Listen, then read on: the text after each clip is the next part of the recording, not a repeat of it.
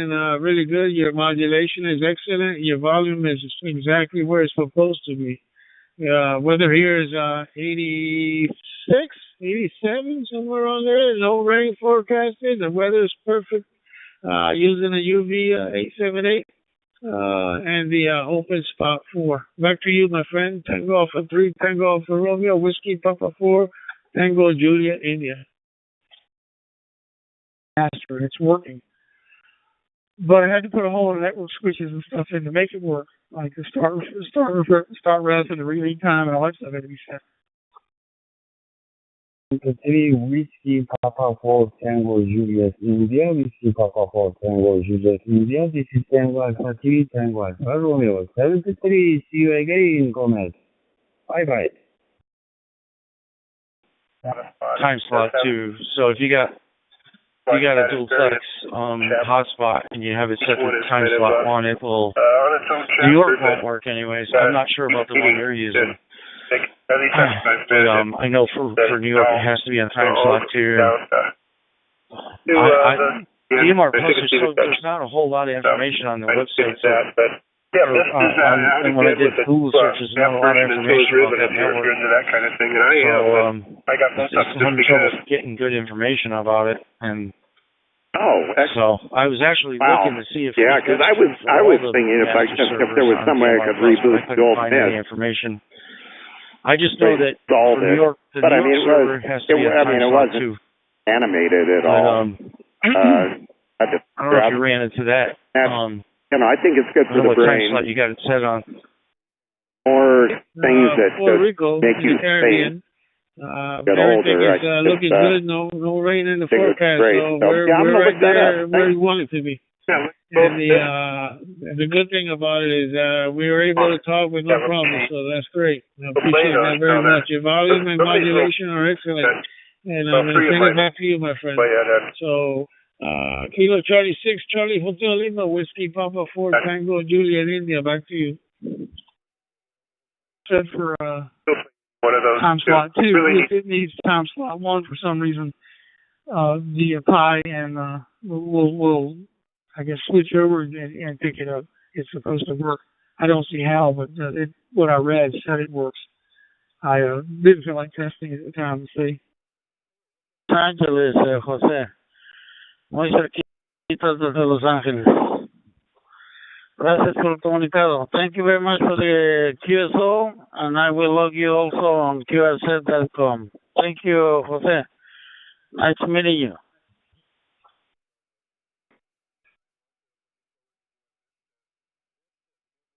Kilo Charlie 6 and Charlie Hotel Lima, Jorge. I hear you out there. Tango, a little bit low for some reason. So maybe your amp's off or something. But, you take care. Yeah, okay, Andy. Yep, sounds good. And yeah, thanks. Make it work. I mean, behind the scenes on the network side. Yeah. So you don't have issues. And yeah, we'll talk to you later. W680, W6RSB, and KI6JL. Go ahead. Like I said, I couldn't connect on time slot 1. It wouldn't connect to the server. But if I am on time slot 2, it will connect to the server, which is weird. Talking or not, I wasn't hearing up my noise. Go ahead, Jeff. But that's for the New York. I never tried any other servers. But I have to try the one that you're using. Can you say that again? What server that is? I like the ones that I've got better though. Uniform X-ray, Julia. Yeah, you're actually, your modulation volume is perfect as well. I'm not sure where you're calling from. I haven't looked you up in the QRZ, but I will here in a second. But you're sounding really good, my friend.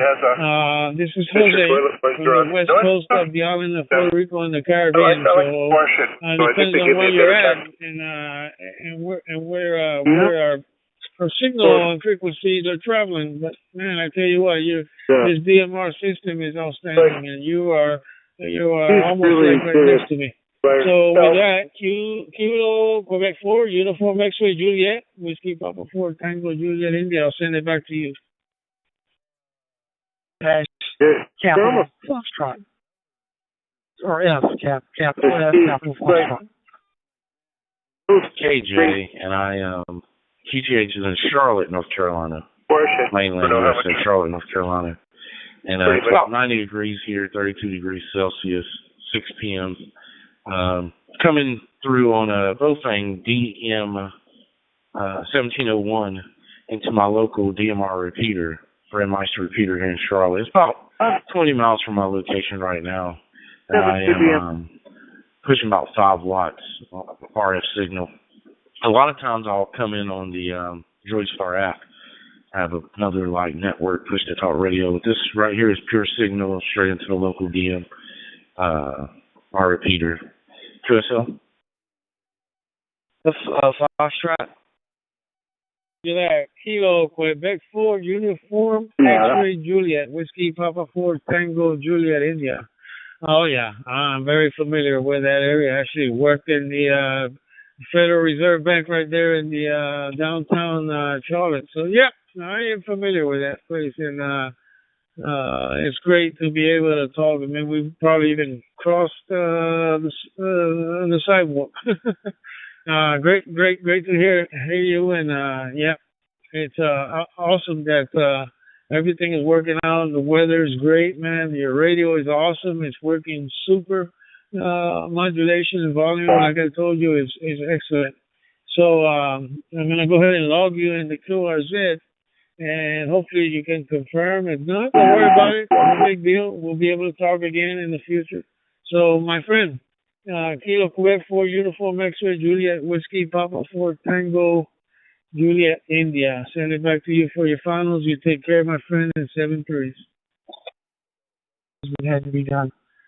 And it also said that I had to put it on ESSID 01 at the end of my DMR number. Me and you have very, very similar career backgrounds. I'll just leave it at that. But anyway, it's my first contact on the island of Puerto Rico on DMR. So I'm definitely going to respond to your log there. I'll say 73s for now and hope to catch you back on the log some other time. Whiskey Papa 4 Tango Juliet India, Kilo Quebec 4 Uniform X-Ray Juliet 73s and good day. Bought my first radio 6 months ago. And yep. So I'm new too. So I went through all that as well myself. Pulled my hair out trying to figure out how to get the MR Plus working. I don't know if you got System X working. That's pretty cool. And TGIF's really good. And doing HB Link as well. And AMCOM's pretty good. So I'm doing all those other networks as well besides Brandmeister.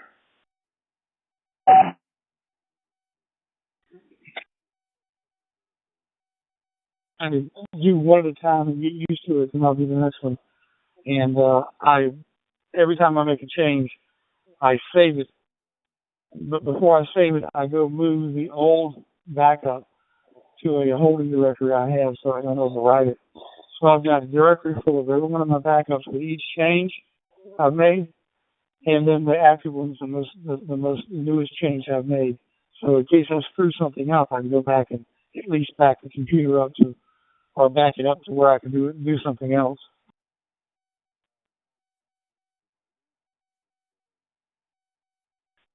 $2W0ZAA, 2W0 Zulu Alpha, and 3SX. Yeah, I get it. That's pretty much how I did it. I first started with Brandmeister, and then so let me try this TGIF out, and I got that working, and I used that for a while. And so let me try this DMR Plus out, and got that working, and kind of a little bit at a time.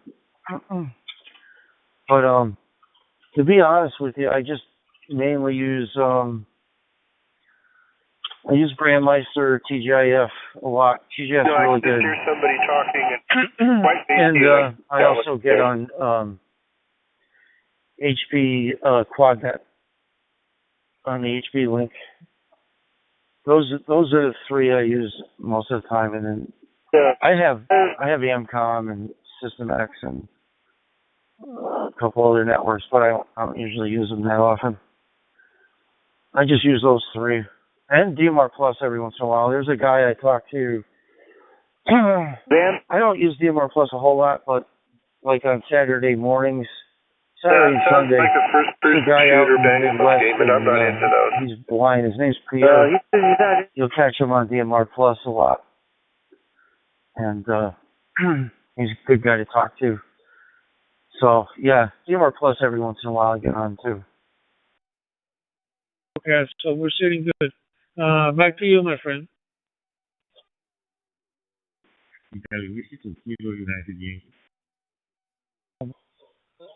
Maybe when I tried to make calls on both of them, it had to be a slow part of the day or something. But I will keep looking at those as well. You're right. I'm new to DMR. I've been a ham for 5 years, and I've had the DMR radio. First one, the 868, I've had for 2 years, and the 878 I bought about 8 months ago. And a buddy of mine decided he was getting rid of all his gear, and he had an 11-meter radio that he wanted me to work on because the display was acting up. And I ended up selling some of his stuff for him. And gotta remember, I gave him because I can't you gotta have a pretty big working on it at 11 meters trying to get the display fixed without spending another $100 on it because that's what the display costs. I'm working on that, and I've been playing around now more and more on digital every day. At first in DMR, I just wasn't doing much because it was so complicated to get it set up and all. And now that I've got it done, I look back, it's pretty easy. I never was into that kind of gaming, and I'm sure he's probably hearing me. Probably doesn't have the noise. I got the amplifier on, but I'm into things like this and Riven, and my newest. So much easier. This one I really love so far is the Midnight Spot. Translating everything over to WPST and just go ahead and stop using Pi-Star, I think. Never been there. Wish I could go someday. Who knows? We'll probably even catch you over there, drink some coffee, and eat some pancakes with you. So, yes, sir. Thank you so much for the call. I'm glad you called, and great to make contact with you. I will log it in the QRZ. If you're able to confirm, that'll be great.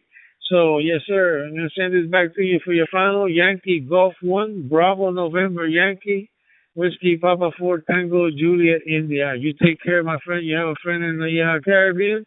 And 7-3, back to you for your final. On full functionality. Otherwise, you gotta settle for not being able to use the power reboot buttons on the screen. You gotta settle for not getting all the information like the CPU temp and the CPU usage and all that. All that stuff won't be populated. And and your VER rating, you won't get that populated if you use Pi-Star. So if you want a fully functional next-gen screen, it's a necessity right now to have the WPSD because that next-gen driver just won't work on Pi-Star. Back to you, KB1PZS.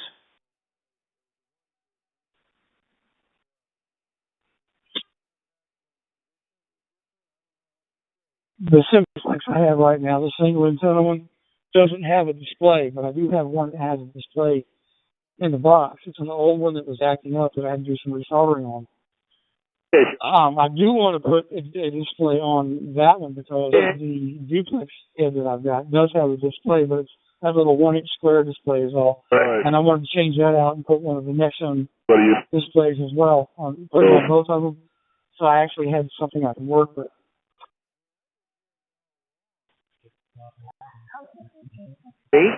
Station requesting I was about to come again so I could get another listen.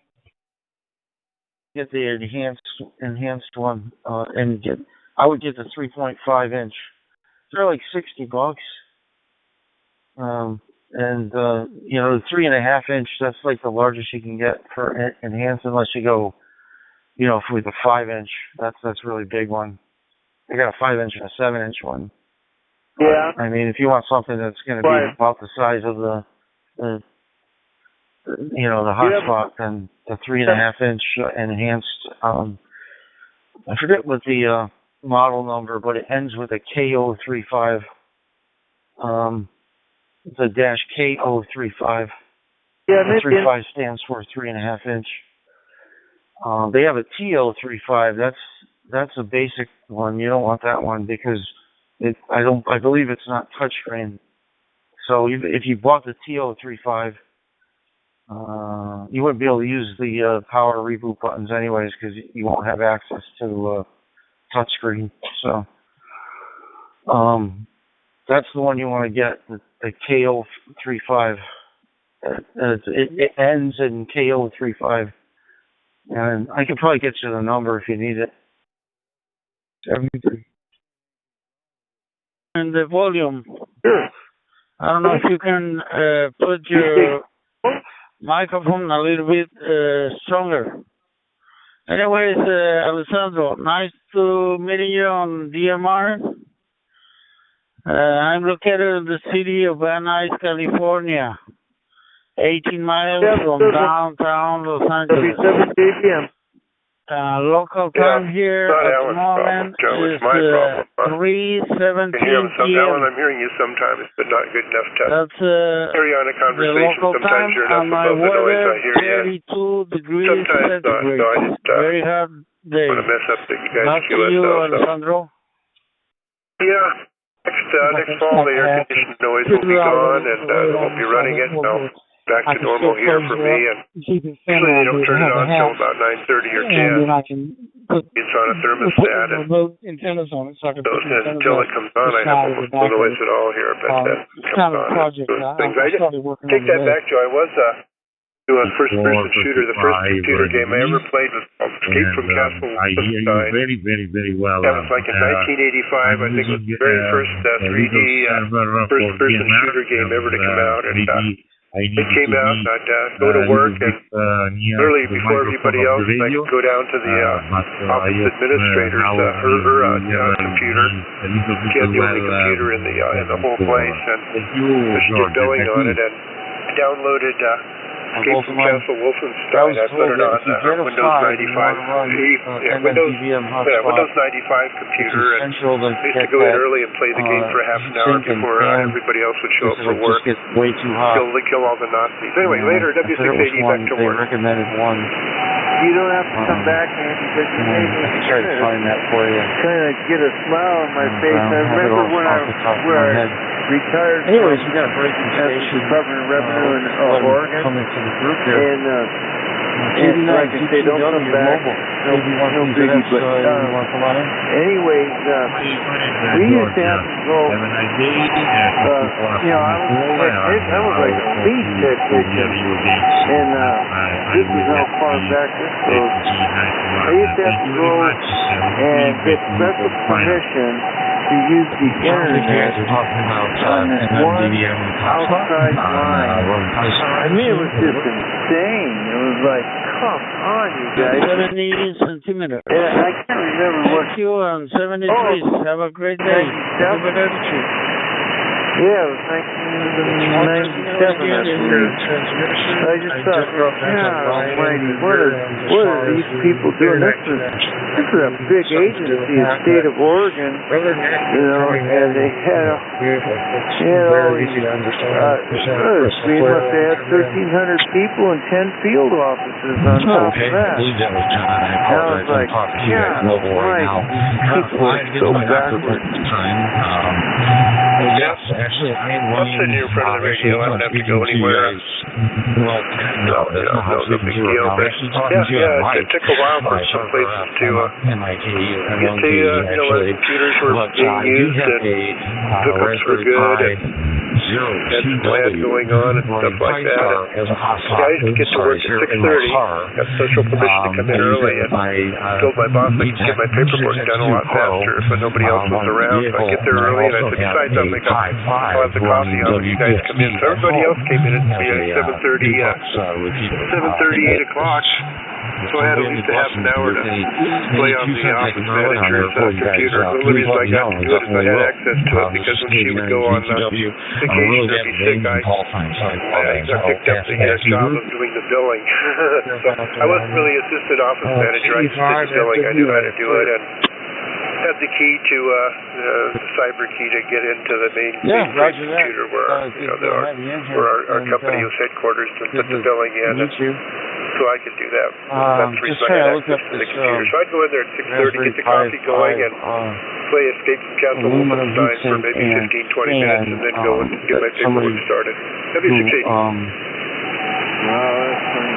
Well, I know. All right. I better set up now. This guy's somebody that wants to do frequency. 37 kbn. I reckon that a certain... Yeah, I remember Wolfenstein. Manufacturer. I got involved in I worked at a place called Hibbing Electronics in Hibbing, Minnesota. Looking, and I see a lot of and it's called Strike Eagle 3 was the electronics factory. And we made the board for it, and they had it set up, and it's low enough profile. and machine, That's why I'm trying to find the one who said. Maybe if I go to the stores there and I'll find it. Well, I'm going to go back over to the computer and see if I can figure out where the darn save points are in this game so I can start making some progress. Anyway, you'll be listening remotely from across the room. It's not popping out at me right now. all right, take care of here it is. 86 Riverside, I think he said. Okay, Yuki, I used to live in Riverside. I'll keep an eye out and maybe by the next go around I'll have something for you there. You're at Riverside City College. Over the other gentleman there, let me see. So I was there for a while. Graduated from Ramona High School out there in Arlington. W680. Claw size. What year did you graduate? 1966. Over to D04 MST 31. You went to Ramona? Yeah, I went to Ramona. Yeah, we lived on a thing called Ouida, O-U-I-D-A. It was right off of Monroe. John, Yeah, I lived off of Madison there, Garden Street. I don't know exactly where it's at, but I know the area. Looking at it too, and there's something called He had come from Orange Grove. He lived up Monroe, South Victoria. I used to work on the place there once in a while.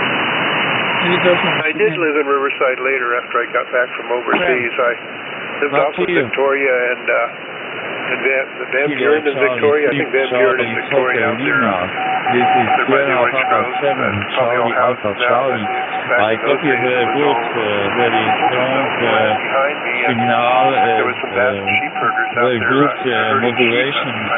I am happy with this one fifth call from California. Thank you very much, Kilo Charlie 6, Charlie Hotel Lima, Sierra Papa 7, Charlie Alpha Charlie, Michael Yu. 7-3, that's about all I caught that time. Sierra Papa 7, Charlie Alpha Charlie, very, very good, my friend. Thank you very much, and I appreciate if you logged on QSS.com. I'm active on QSS.com. Thank you, and I hope to catch you again down the road, my friend. 73. See you later. Bye-bye. 873, thank you very much. Sounds like one of those, what is the name of that hotspot? I'm trying to blank now. I don't usually buy the you're running actually about an S6. Buy the parts. It's on HRO. Maybe you need to turn up your mic gain just a little bit. Trying to blank there. I have a 740. Type of hotspots, I know where they come up. I've had for years, and it still works. But since I bought this F710, I never use this radio now. All this Zoom spot.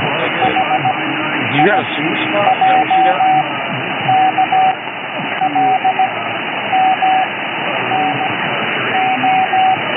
she made them. Want all the teachers themselves and see look at them scratched. Thank God for ChatGPT. And it's one of those with Linux because I don't understand Linux at all. And it's parentheses here, put there, and copy and paste this. Yeah, so it took me a little while. We'll have myself. We got a little cool. You're about a 5 by 6, and the green was the uniform in the background trickling down. So I was telling her that we're just little pieces of the puzzle. So no, good little help from scratch, and most of them got all working pretty good. Just need to tweak a few settings on there. I don't want to change the screensaver, so even a little bit more time. I think I got some that maybe 15 Kilo Delta 16, Tango Delta, out of Riverside, California. You said you were at Phoenix, so temporarily, but should be wrong, and you guys are still out now. Just stay here and keep it up. It will be clear and listening and so on.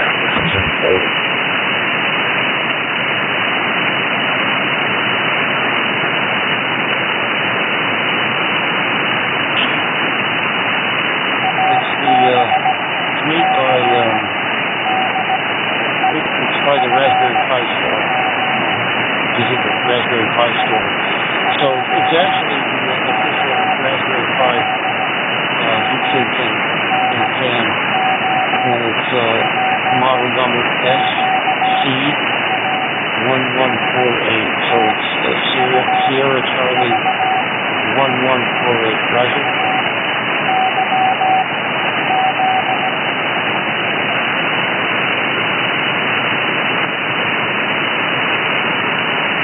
Yeah, I talked to you. There must be a beacon station on there of some sort. 1148. I just looked it up. Yeah, I see what you're talking about. It's different than when I was looking at it.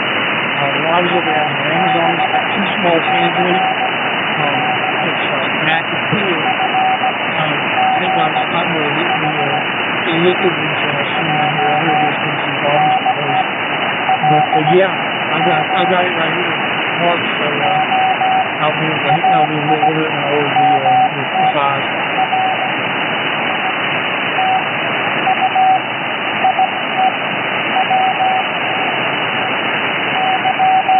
Yeah, a good guy to talk to, and he runs a net on Saturday night, and it's I think it's like a radio check net plus other information. His name's Chris, and he's also on just a couple other nets. He's on Wednesday nights in Colorado State Park here on Grand Mesa. It starts at 9 o'clock Eastern Standard Time. I don't know where you're at. And then he's on KCY 9 o'clock on Thursday nights. That's going to be tonight. And he does the check. The best time to do it is Saturday when he does the radio check and other talking. And you can ask him all kinds of questions. This guy knows a lot. He builds hotspots for people and stuff like that. And so he's like a wealth of information. He was the one that recommended this one for if you're going to run the Pi-Fi hotspot. He's a good source of information. That net is on KCY talking, which is 313136 on Grand Mesa. Again, KCY 313136. I believe it's around 7 or 8 o'clock at night on Saturday. It might be, yeah, I think it's more like 7. But yeah, he's a good guy to talk to about if you want information about building Raspberry Pi hotspots. Back to you.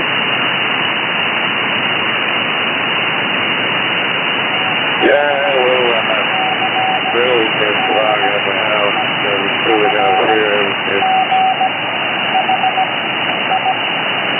Yeah, that's what I ran into this morning too. I walked outside and went, wow, hey, it's close. So jumped in and turned on the fog lights, stopped and got gas, and came on down.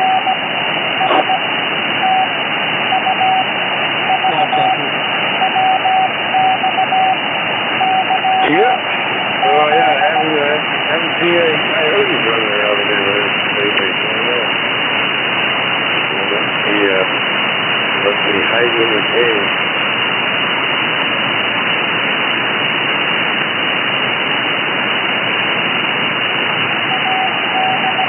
Yeah, I haven't heard any making noise and howling or anything lately either. We used to get them up by us in the evenings and sometimes in the early mornings.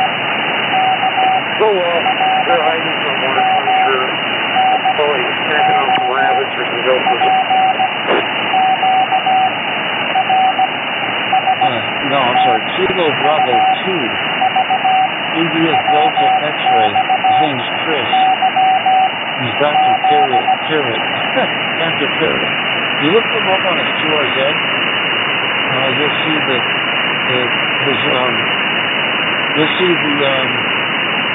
hotspot, and you'll see the actual heat sink and fan on his high 5 hotspot down near the bottom of his QRZ. And by the way, that's exactly the way mine looks like with the next-gen screen and everything. And pretty much, except for, I think he's got a 2.4-inch screen. Mine has a 3.5. But other than that, mine looks exactly like his, and mine's not a 5.5. But if you look at it, you can see the actual heat sink and fan he uses. Back to you. Did you copy?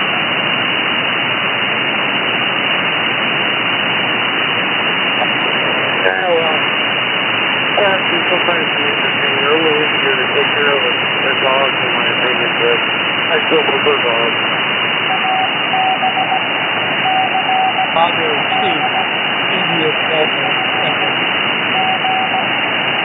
I think it was about 20-something pounds lobster. They take off for like a month or two at a time and come back all beat up. You know, I knew where home was, and it was the characters. If you look him up on QRZ, he's got pictures of his hotspot.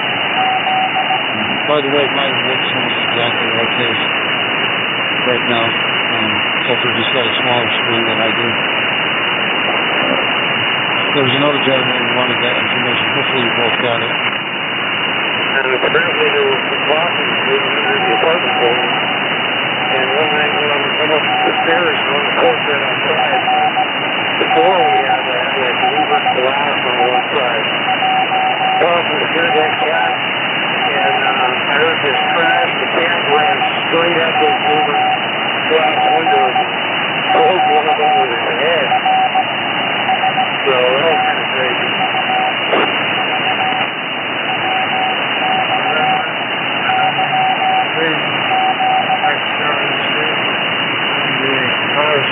Is 10 states the way WJ. Our WJ, today, cats. They have to breathe. There's new cats around.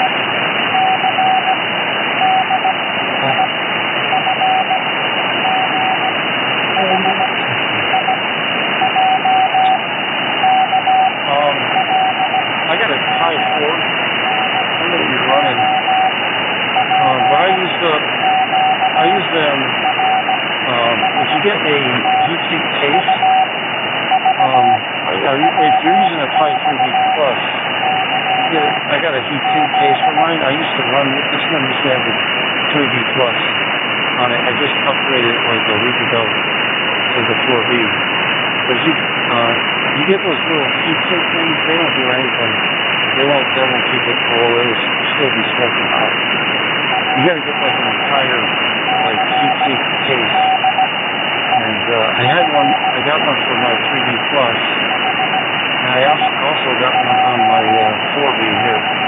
And they keep the thing under 50 degrees Celsius at all times. Like I didn't have my AC on while I was at work. It was like 84 degrees in here. I turned it on and I'm still under 50 degrees Celsius. I think I'm looking at my temperature now. I'm at 46.25. And it's still like 80 degrees in here.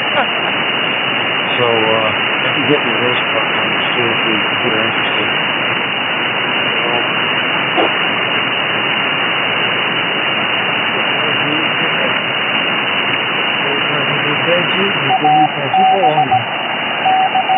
bad feedback.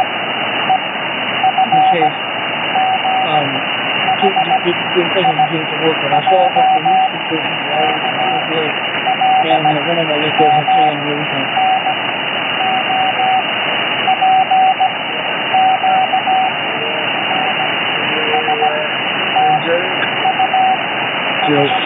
Дальше, подожди,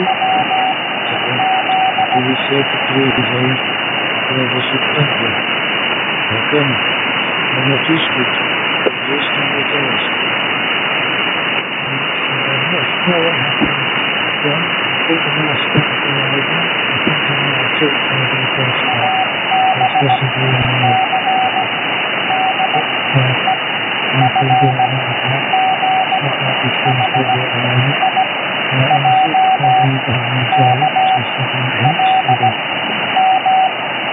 It's right on your NMDVM board. It'll fit right on.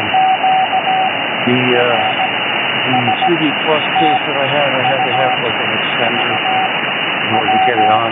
It worked. I had to put like a piece of heatsink tape underneath it on one side because there was no screw holes for standoff like the deformed case that has. But I can tell you right now if I check my orders. Hopefully I don't time out here. Yeah, so there's a the Deepworm N300. That's for the Raspberry Pi 4B. That one has standoff, so you don't have to have an extender or anything. That MDVM board will fit right on. Now, if you have a 3D Plus, so you find that one. Let me reset. In Texas, I got an antenna idea for you. When you get your aluminum ladder, just hook up to that and shoot it up, and he actually got it to work in the photo. Yeah. Huh. Anyways, if you're interested in the 3D Plus case that I bought, I'll probably have it for you by the next go around. Back to you. Get the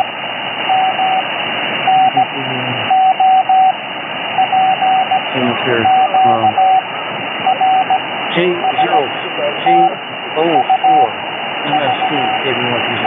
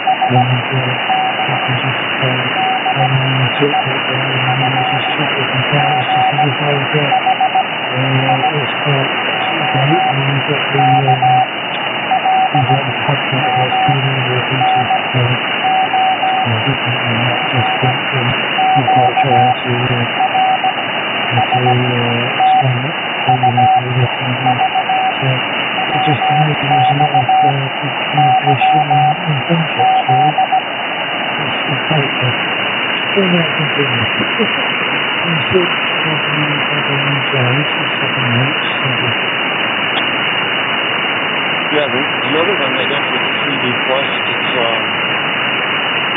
it's also a Deepworm. It's a Deepworm armor case for Raspberry Pi 3D Plus /3D. So that's what I got. It's Deepworm armor case. Deepworm armor case for 3D Plus. You type that in, you'll see the one I got. But that one, it comes with the GPIO extender, and that you can get the NMDVM board on. You'll just have to put like some thermal tape build it up so on the opposite side, because there's no way to screw the board down on that. It just kind of fits on the GPIO. I put a couple of layers of thermal tape underneath it to take up the space so it doesn't touch the aluminum on the back side of the board. Obviously, you don't want that to short out on the aluminum. That's you. Jeff? Hey. Hey, it's Santo. Here we go. All those things together in there. That's good. Thank you. I just want to say hi, guys. Stuff I'm hardly able to see my up and out of this. Yeah. The issue to it is that pipeline that is really bad. A lot of the laptops I worked with in the past, not a few of them, because you can't set them up to keep them clean, even if they're on active cooling. So yeah, I'm going to get a couple of those and get these up, and I appreciate you letting me know that. So if we'll just keep that clean.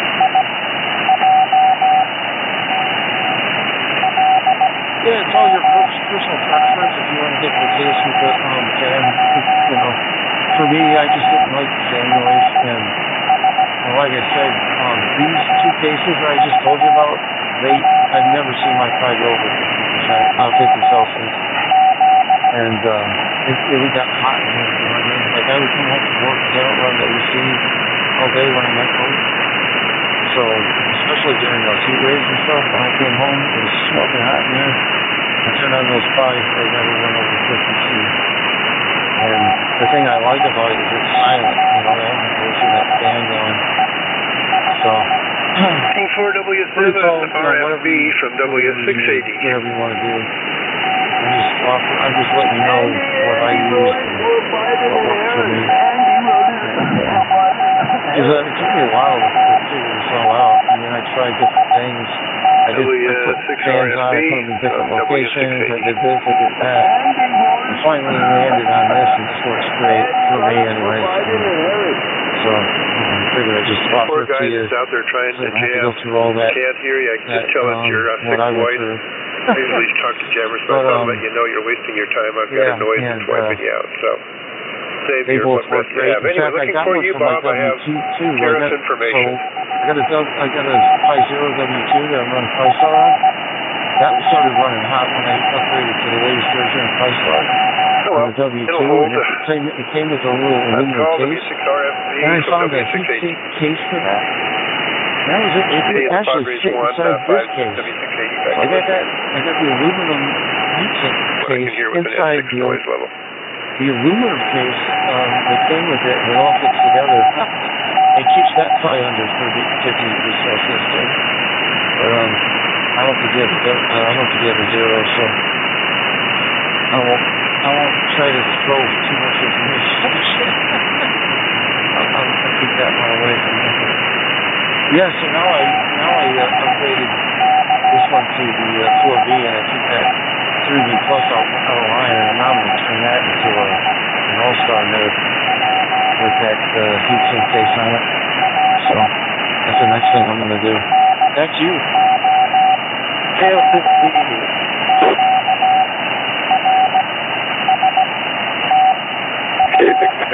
where my way is pretty slow here, so something happened, everybody decided to get off at the test.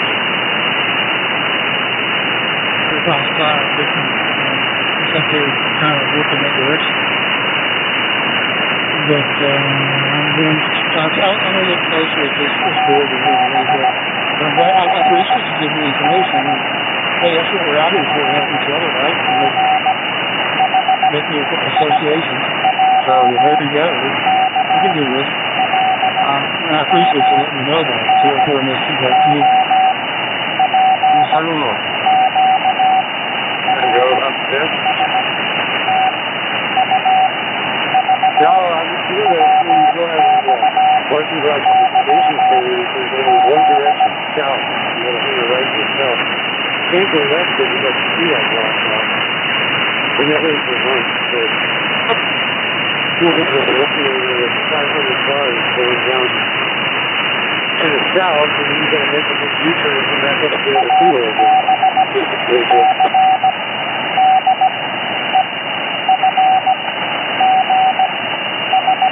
Yeah, but just so you know, I was told by that guy Chris that the guy KBC IDX, call sign is, for the price 5, if you got a Pi 5, you definitely got to have a fan for that. Just heat sink's not going to be enough. Because that thing gets smoking hot. So he pretty much told me, he said, don't even think about trying to run that as a hot spot with a fan, a 5.5. So, and I'll take it from him because he's probably pretty sure I'll way more than I did to learn that. So, I don't want to have to do that. Back to you, KD1PZS.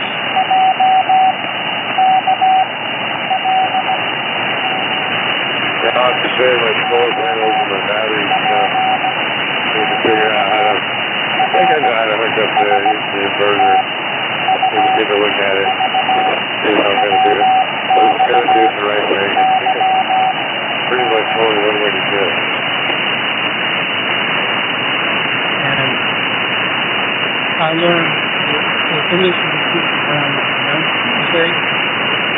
So this past being all of this kind of, we really do it in 2 weeks into it. And I've learned a lot from that kind of because I haven't really learned. Most people have hit my whole body.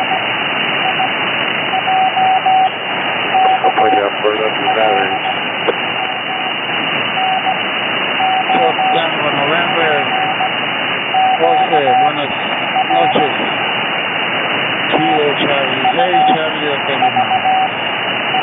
Diamar TG 91.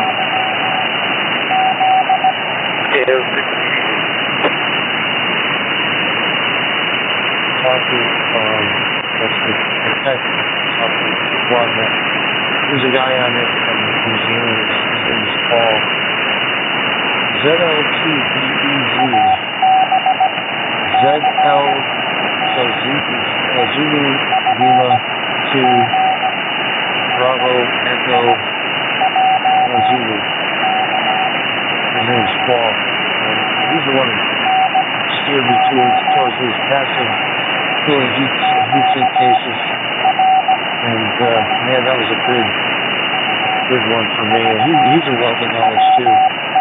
So if you ever get on to Quadnet, in fact, you can get it through TGIF. If you go on TGIF and talk to 321 on TGIF, oh wait, it's not 321 because that one was taken and you had to name it a different number. Let me find it for you. I'll let you know. Because you can get it on you got TGIF already set, so I'm looking at the bucket list now. Let me find it for you. Shoot, I'm gonna turn out. Hold on a second.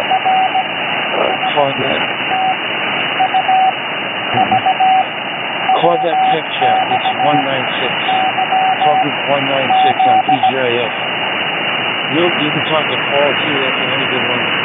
That guy's a wealth of knowledge. Back to you. Unfortunately, the runway's gone.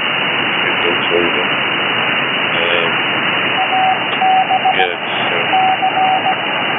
big change. The 494 it's about to it. It's still doing process venting in the middle of it. Guild of Good's gone. The main power, build power is still a lot of stuff, a lot of the buildings are still there, we're still doing something in there. We can talk apart stuff with thank you. Former flash forward allows you to do a lot more with the radio as far as managing how it works and makes it more efficient to the radio that better. But yeah, I'm appreciating it. Like I said, Chris, what I'm talking about is 2 Echo U Oscar Uniform Kilo Hotel. His call sign is 2 Echo Oscar Uniform Kilo Hotel. He's a great guy, and he's really sharp on the DMR stuff, and he's also really sharp on some of these other radios. He does a lot of demonstrations and a lot of stuff like that with the radios. He's a great guy to talk to. I called him on worldwide a couple of times, and I called him on nationwide a couple of times. Twice a month, they get a truck goes down the ground field. That's good. That all-star mode. That's what I'm going to do with my 3D Plus. Do the same thing. I'm not sure if that's the same thing he was telling you about. But yeah, check that out. I got 2 Echo Oscar uniform hotel. That's the last one. And there's something else I wanted to mention to you. Oh, yeah, real curious about your EMT paramedic thing. I don't know if EMT or paramedic are the same thing. I know some paramedics, they work for a fire department, some are in ambulance. Just curious about that, and just wondering, man, you must have had some crazy times during COVID. I was a scanner enthusiast before I became a PM, so I reprogrammed all my scanners during COVID, and I was listening in on the EMTs here in Connecticut, where I'm from. And man, I hear some crazy stuff. Anyways, could you give me the last letter of the call sign? I didn't catch that to KB1PZ.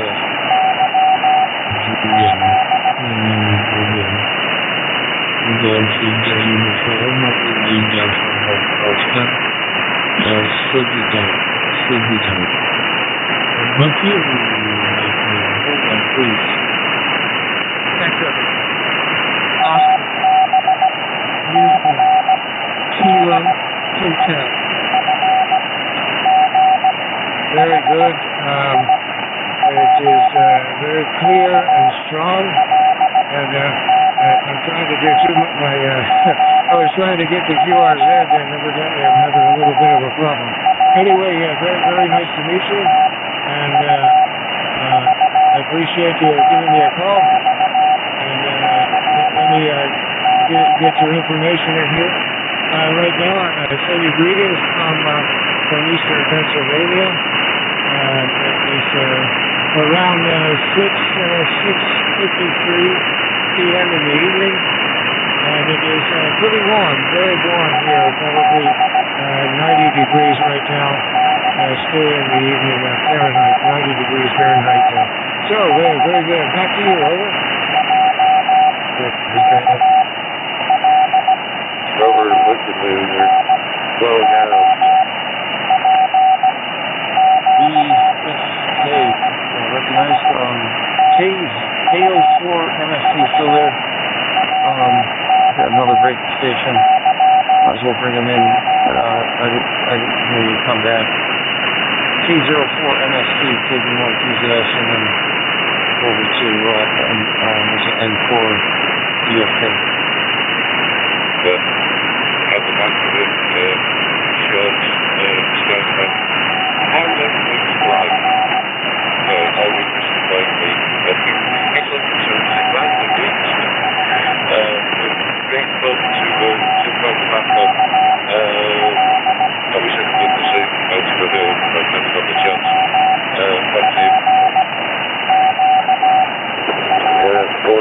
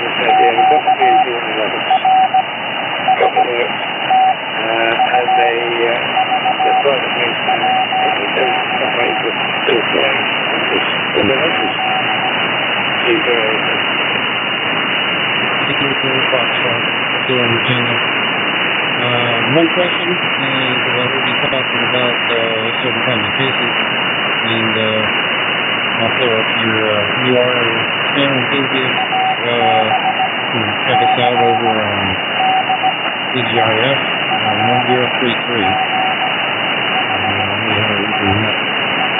So a question about the Raspberry Pi 4 cases that will accommodate the EVM path. Is there a model number? There you go. Geekworm N300. Nancy for November 300. November 300 Geekworm. It's on Amazon. There's a copy of that one. It's made by a different company, but it's the exact same. In fact, I didn't have the M300 because they weren't in stock at the time. I ended up getting this other one because they don't have it. You can get this one. It's the exact same model. They won't let me get it for you. So, hang on a second. Sorry about the dead air here. I just gotta get through my and I upgraded this one to 4B from 3B Plus. Wave, it's made by Wave here. And I don't have a model number, but it's Wave here. Lightweight aluminum case for Raspberry Pi 4. CNC precision, precise processing and sandblasting finish. Doesn't give a model number. But I think if you type in the Geekworm November 300, this will come up as well in the list. Anyway, that's what I'm using, and it'll, if you see, it's very low profile, and it has standoff there so that you can, the EVM board will fit right on there. No problem. You don't have to have an extender on the GPIO at all. Fits right on. Back to you. KB1TZS, and then back up to KO4.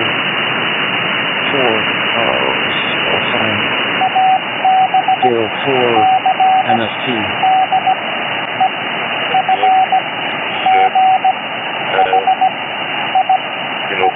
Profitable for when you come to that stage, the public ride anyway.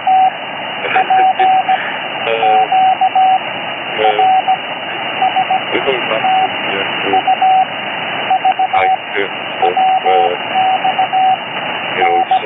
We look back at it now and think, oh wow, the things, the mystery,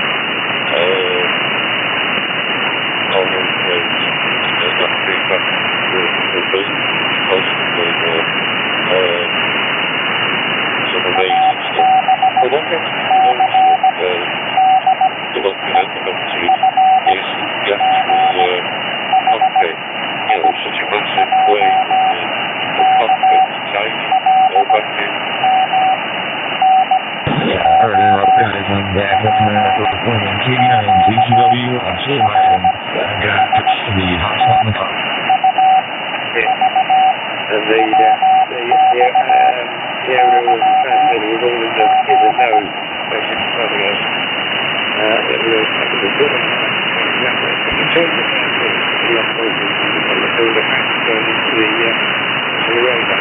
Another way of working on that, depending on the bits of button that go into the clips. Certainly on the aeroplanes. But I'm saying the American transport were right next to the runway. Well, when they did a stop and take off, all it was noisy. Everything was there. Saying that, I did a fucking replay over pushing back. And they had the road being right there. The whole ground was there. It was really bad. It was so really noisy. It really was noisy. People there.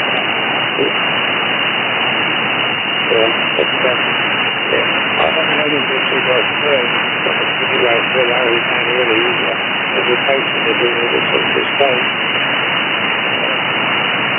researching like a lot of the platform that but yeah.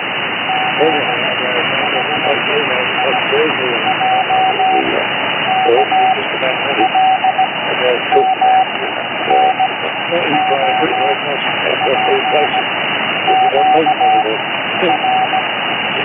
See what the new charge of the week is Nope. And I could have done to fix it. It was a network problem. Check date and shredded. Okay, there you go. I never really got anybody who had it. But the drills and stuff we did, and what we had to do inside of the rigs, had to tent wrap everything and seal it, and set the equipment out that we thought we were going to need for the station. Man, that was unreal. And I think COVID wasn't quite as bad. I understand some of the guys are still working with mostly masks and gloves and maintaining your distance if you can. And that's A1 CVO. Just initially waiting for teaching for your flights. Just got trying to go to the just down over and everything. Well, it's kind of with the overnight. They come down from Bali and they'll go to the precision memory and they'll have and they'll give it's a few doses that have lots of noise. They're never really so noisy you can silence what they're doing back in.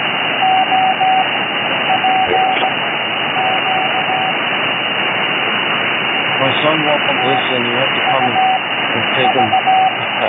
He's calling the 911 and they have the ambulance come because the son's not listening. Oh, I heard some crazy stuff, man. I just don't believe some of the stuff I heard.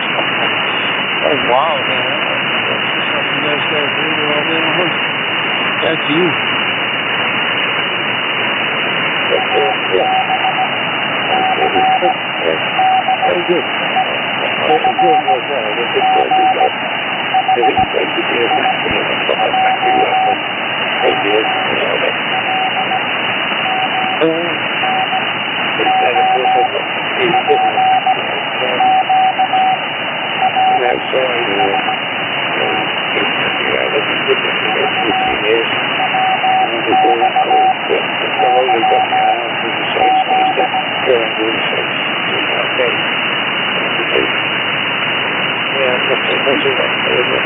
Here's stuff to the next place of the sites there, like I said.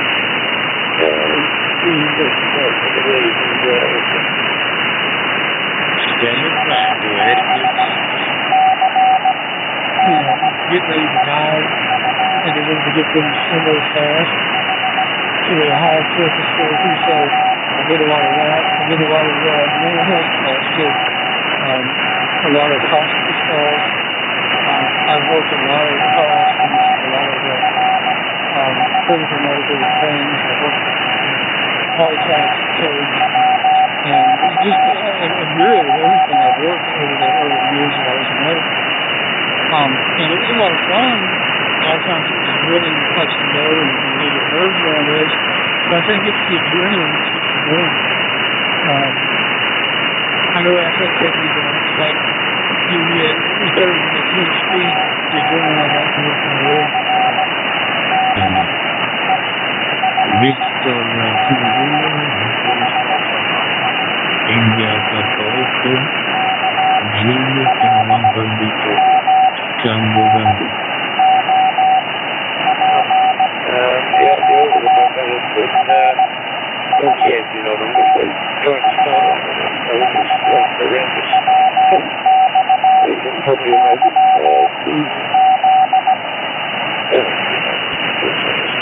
even if you buy some of these things,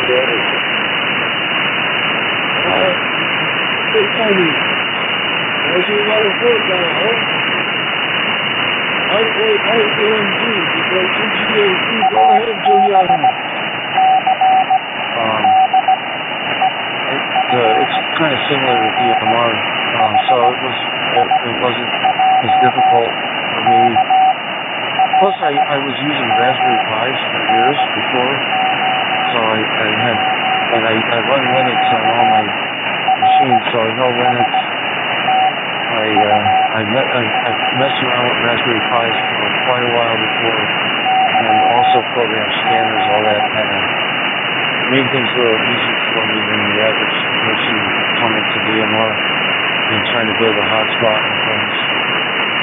But yeah, it's kind of good stuff. Like,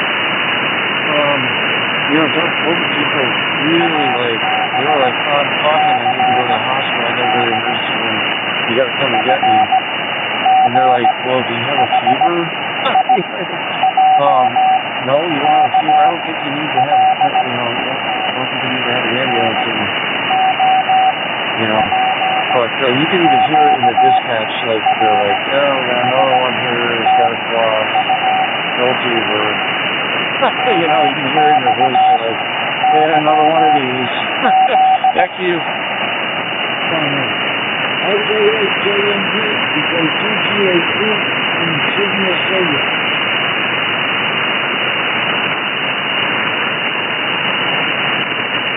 Just kind of key up there in a second. Yeah, we have our frequent flyers. A lot of those are when COVID came around, they became the COVID frequent flyers. I've heard about them. I've had people we get dispatched for respiratory problems or some sort of a medical emergency, and we pull up to the scenes of the house, and the person we're picking up is sitting out on the front door, drinking a beer, smoking a cigarette, with a suitcase packed, waiting for us to pick him up. That's how bad it is. Nice to hear you, and give my regards to everybody when you go there, and make sure where you are, and anybody, it's got from Vaso, and anybody.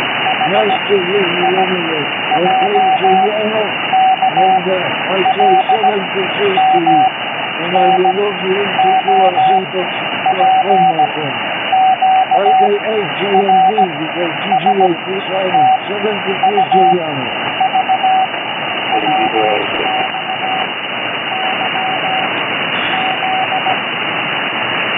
Okay, I'm straight down.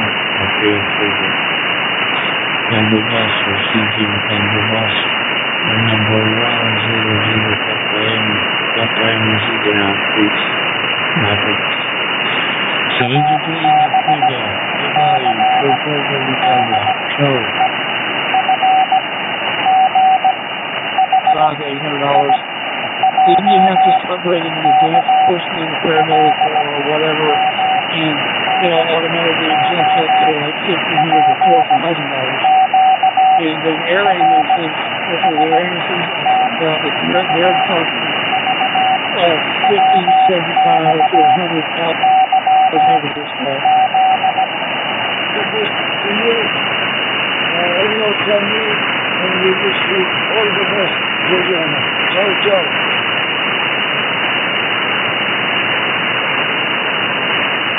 Yeah, Roger that. I went to space to see if this is called KB9 CQW. I think he said he was going to try to come back in here. I think he had he said he was heading to the car or something. Anyway, yeah, wow. So you're talking so what we have here is Lifestar. It's like a helicopter ride.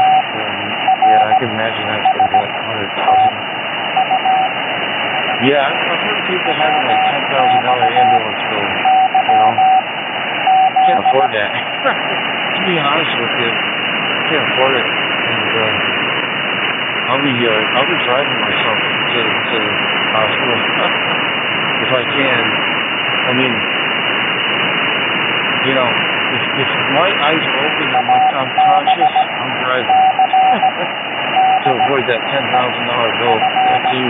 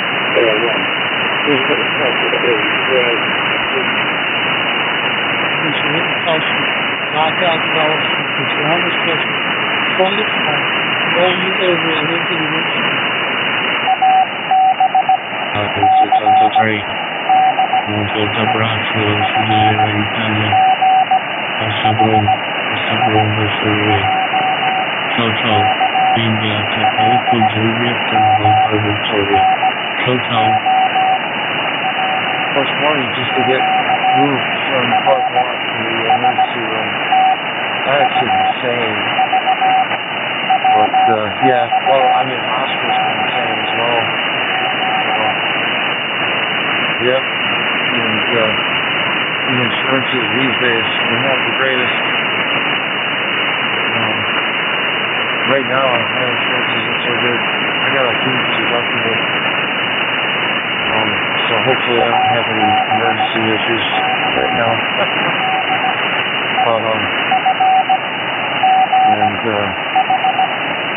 yeah, I actually just got offered another job with much better insurance, so I'm probably going to take it. And, I just started this job. And, I was working at my last place for 7 years, but, I was at one of those issues. I don't know if I want to hear that on the air. Basically, the money for my 401k was coming out of my check, but it wasn't going in my 401k, so when I caught on to that, that was the end of that. I was done there. We were 8 weeks behind on my deposit of my money. So, yeah. That was the end of my 7-year stint there. Back to you. No problem whatsoever. And the call is being called 2GOP. And I am using retrievers who love the RTGS with the jumbo hotspot and the radio report is 519. Ciao paisano, good to hear you lately. From Jenison Town, New South Wales, Australia. Ciao. 7 phrases. So. BU2, BHO, because DGAP.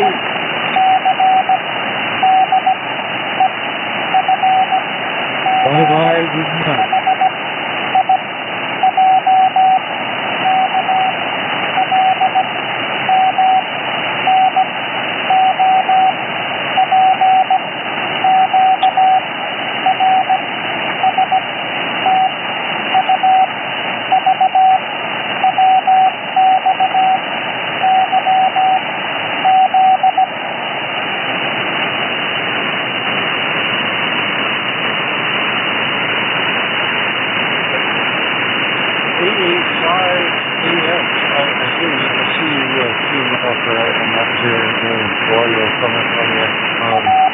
Do you want to come in? JB1QZ, sir.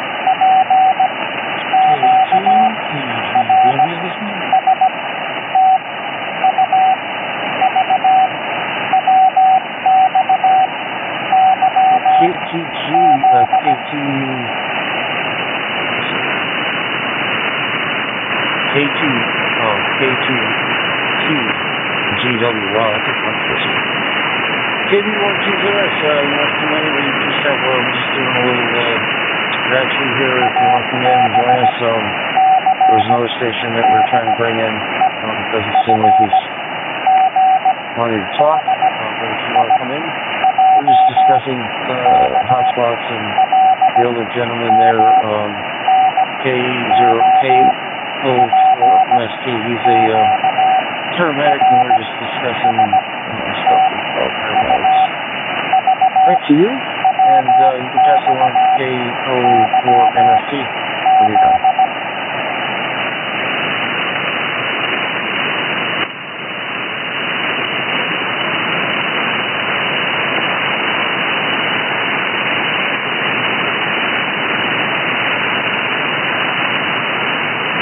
Station 89, ZQW.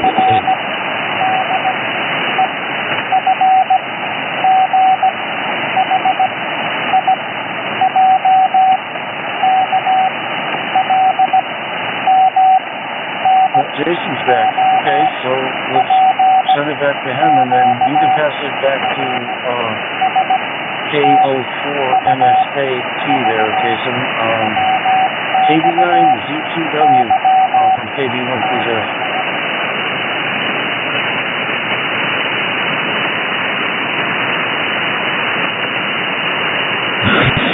Yeah, hey guys, sorry about that. Actually, I ended up having to stop and reboot my old SE, iPhone SE, and try to get back in there, and what happened is I stopped with email. And there's a reason that I think it has an issue with apostrophe. So it doesn't have the apostrophe on Jason's iPhone. So, if you have time to correct me, I'm sorry about that, guys, but I kind of missed out on some of the conversation. I'll just mess back and hop in if anything to add. I'm assuming you guys are probably still talking about the WPFC and 5-star hotspots. Over.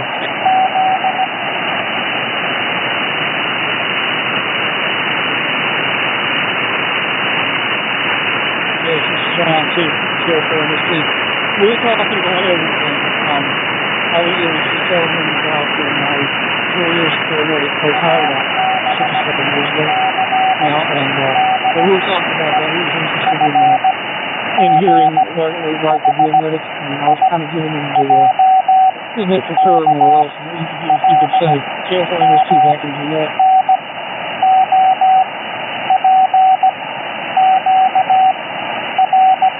For MST, that's fantastic. Actually, you recall hearing me say that. I think right before I went in my doctor appointments, I've actually been an EMT for almost 25 years and still working as an EMT for not just hospital system here in Northwest Indiana. They contract us out, so I work as a one-man over at the Rockets Unit. Good night, Mr. Something Weapons. From Brazil, South America. Hello, Hammond, the company, please. My English is zero, okay? Speak me zero. Good night, mister.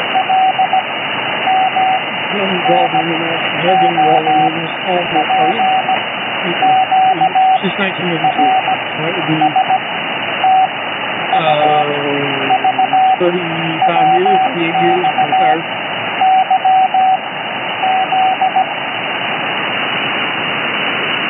Oh, geez, yeah, that's quite some time. I bet you got some stories to share. Yeah, probably one of the most interesting. Everybody's going to say, tell me some stories. What's the, grossest or the coolest or most, bizarre calling you've ever done? And backed up Gary Nagel one. It's kind of a long story, so I'll save it for another time. But, backed up Gary Nagel one for quite a few years. And, got some interesting stories. I was not told area for medics. Yeah, I got the same interesting, a little side cases. Over the years, maybe it was done, or, I'm sorry, I'm so bad with names, guys. I'm living in the car, I can't cheat, can't move the dashboard, can't write stuff down, whatever, and so, it was a call sign, so I called this. Well, thanks for letting me back there. This is ABN.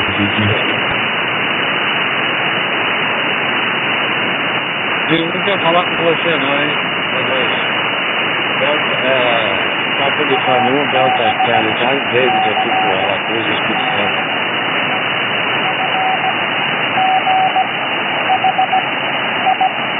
Positivo no retorno, Papa Uniforme 2, Tango Hotel Oscar 2. Ô David, boa noite, um abraço para vocês, espero que esteja tudo em ordem. Estamos aqui em São Carlos, segunda região aqui, cidade de São Carlos. 2 graus lá, 13 graus eu vi errado. Colocada, tá bom, David, um abraço. O rapaz aí ficou com medo do meu inglês, vocês falaram, né? Então, eu acho que ele sorry my English, okay, mister? Ficou com medo do meu inglês, viu, David? I think he might be meaning to me, JB wants to use this. Anybody wants to jump in, go ahead. Very good information and really good to hear about your job. And I had once I was listening, I listened during the whole COVID thing for about a couple of years, pretty much daily on the scanner. And definitely got an appreciation for what you guys do out there. And good you got to retire out of that. I know some people worked, I think they worked their way up. They went from an ambulance driver and then they went to school and got there, became an EMT, and then, kept educating themselves, bettering themselves, and so, but I know, I think the EMTs, they don't make a lot of money from what I hear. I knew a couple of people that were EMT and they were telling me for what the education you have to have and everything, and didn't feel like they were getting paid as much as they should be. I guess if you can't pay your bills, if they're struggling after doing all that education and still struggling to pay your bills, I guess it's not a good thing. Anyways, back to that's it. I had it. See, the other gentleman there, TO4MST had it. I guess it's going back to Jason, JB9, CQW, JB1PZS. Celso Papa Uniforme 2, Tango Hotel Oscar. QFS, rapaz, na Bahia ela começa a fazer frio assim. Eu falei com um sétima região lá, um amigo meu, o seu Raimundo, e ele disse que lá só faz calor, né? Lá só faz calor, e tava frio lá, ele falou, tá bem estranho. Realidade total de tudo isso, David, uma coisa do planeta, né? Chique. David, vou me retirar do sequência. Eu vou terminar de fazer o aparato aqui. Tem uma hipótese que estamos configurando, então testamos, graças a Deus funcionou. E no laptop não funcionou, viu? Colocamos no outro PC aqui, funciona perfeito com as mesmas configurações. Então o laptop deve estar com algum bug lá, matar instalar tudo de novo. Tá bom? David, agradeço o TSO, vai ficar em QRT. Otava, Celso, por São Paulo, segunda região do Brasil. Papa Uniforme 2, Tango Hotel, na FDSO.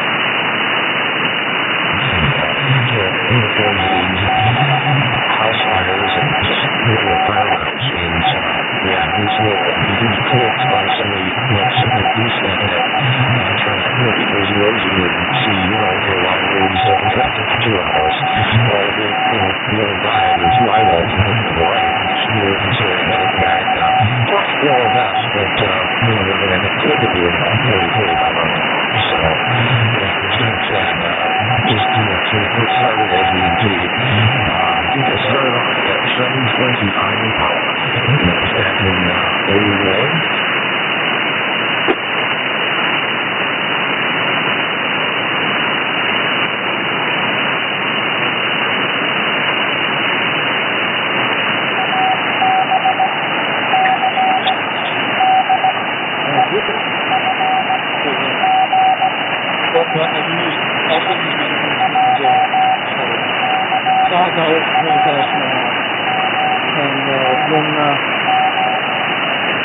Most of them made the 15 dollars an hour as a paramedic, and that was working extra hours.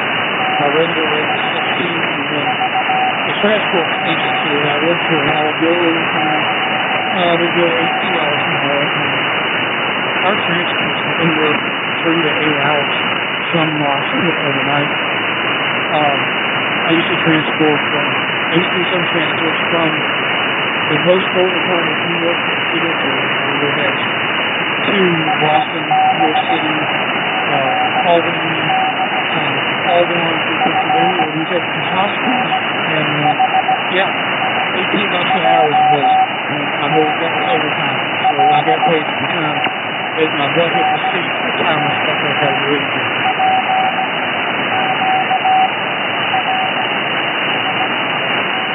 Yeah, Keith, sorry to jump in here again, but yeah, Phoenix, man, and props to you. Thank you for, so many years of service and volunteering and everything.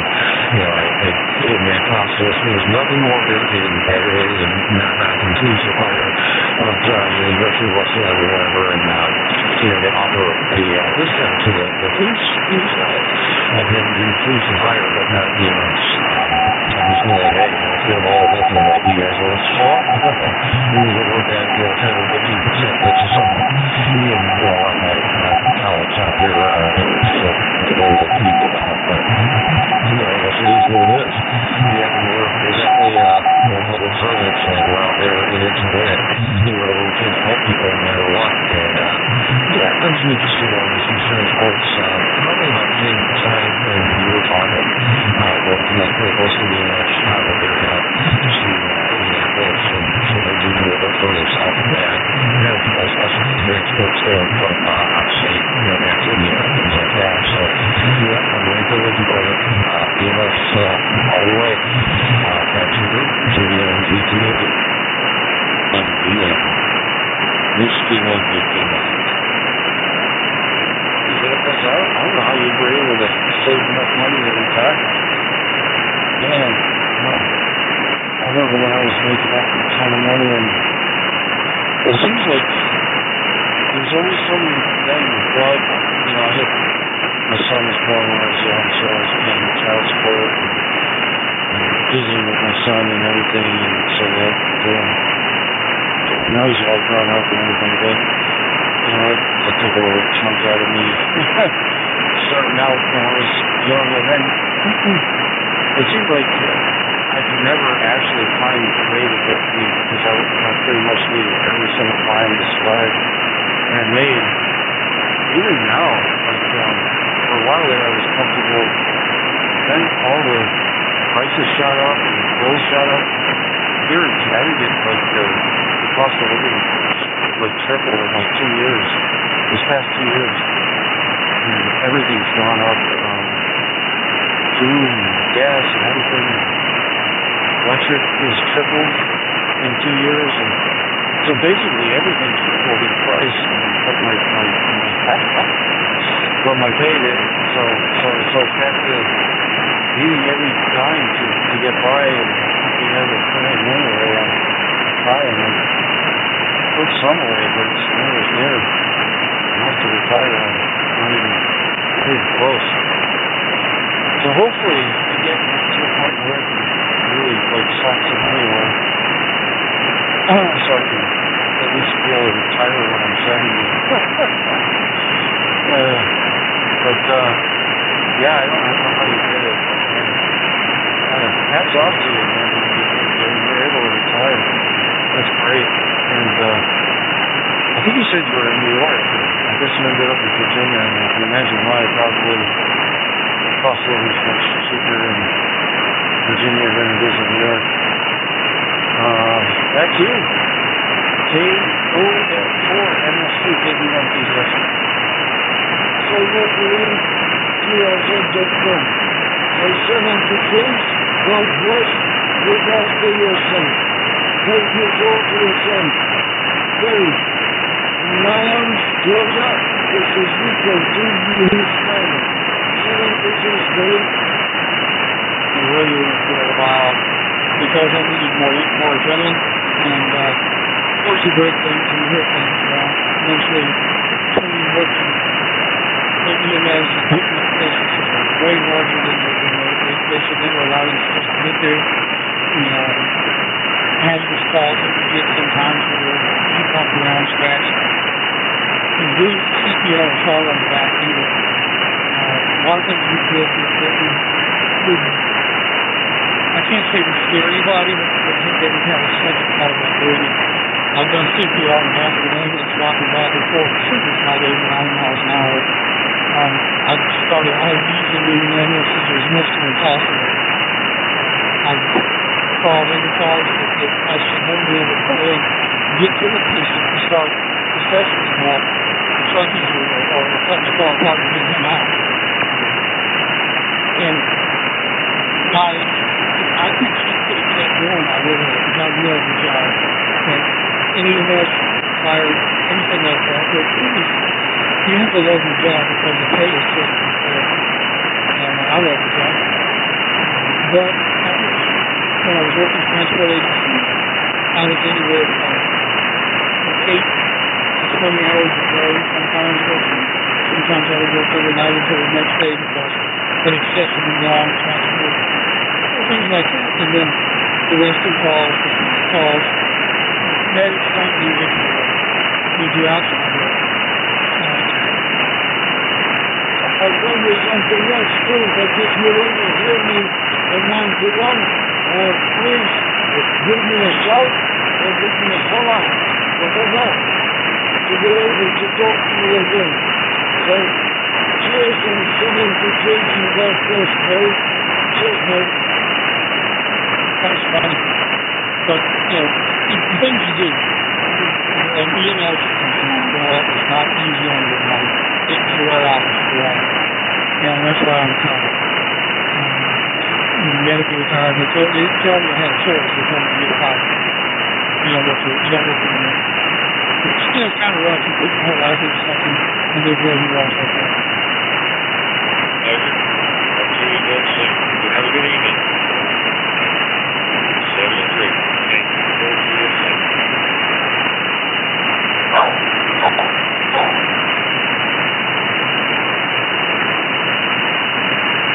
I think we got a breaking station now. Point whiskey 78 Hotel X-ray is turn on Silver Mountain Way. Keep up with you again. Maybe another session and put us in the front. So cheers and look after yourself, mate. And take you short, be safe. And check his sports line, my friend's sports. It's perfect for ICI. So if you're not here's him on, he's got a similar sports line as you. All of the first two characters of his sports line anyway, the same as yours. Cheers, Barry. All the best, mate. God bless. And so, like that, I couldn't like, live with myself if I wasn't doing 110 plus effort at my job, you know what I mean? I don't care how much I was getting paid, somebody's life is at stake. You know what I mean? I want to be working as hard as I can to save that guy's life. So, but I get that, yeah. So, anyways, I think Jason's trying to key up with him. You want to go there, KQ4? Is it KQ? Oh no, it's KB9 ZQW. You want to take it?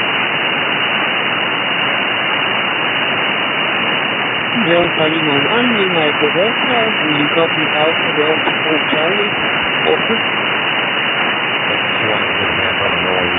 Hopefully there's constructive audio. I just hold out on top. We're going to run through that very northwest rain.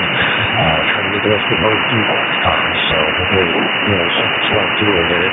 Got a subscription to a monthly here at one of the local car washers and just starting to sneak run through twice usually. So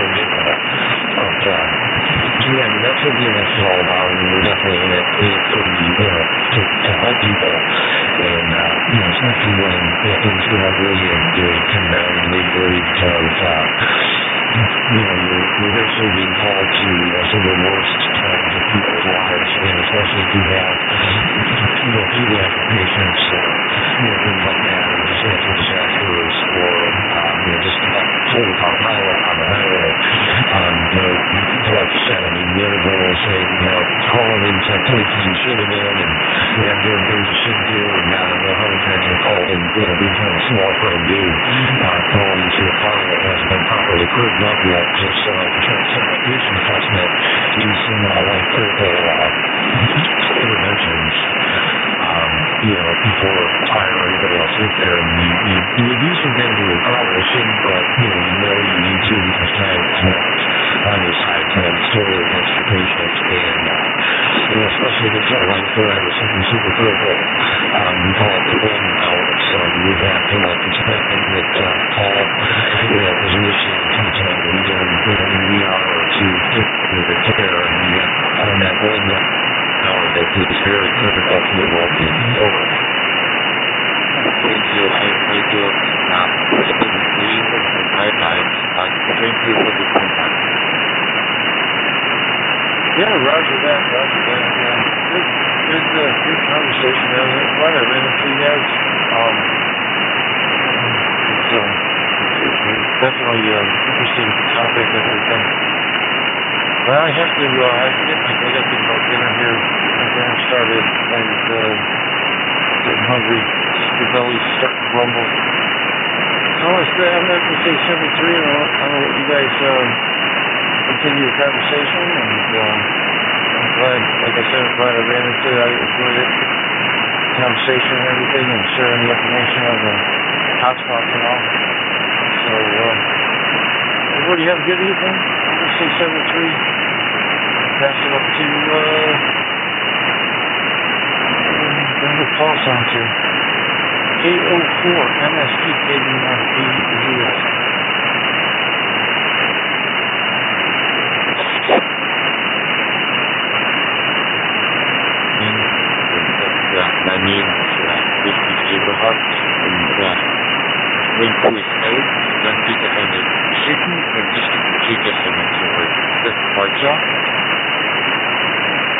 I look forward to touching you on again.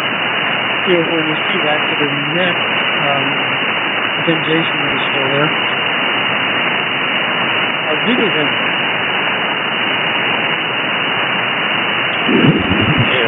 Let's see on the station of the big when this is history. Good, I think this the one we might put there that. Okay. Good evening. Bye-bye. Jason.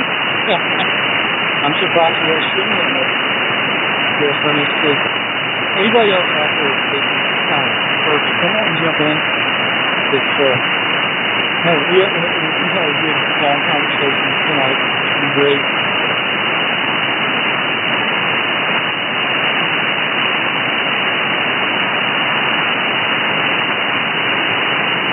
Yeah, I'll shoot back there. I believe it was Robert.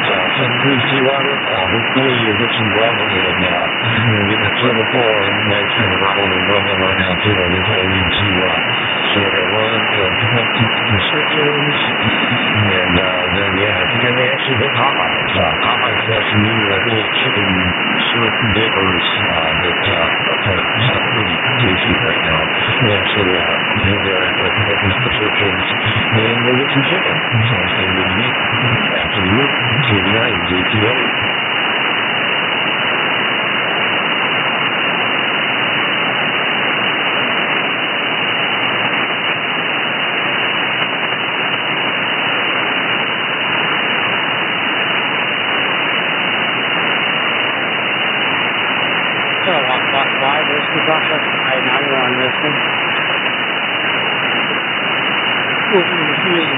How many times I didn't get to get a hot meal at home, it was always actually kind of secondary a bit.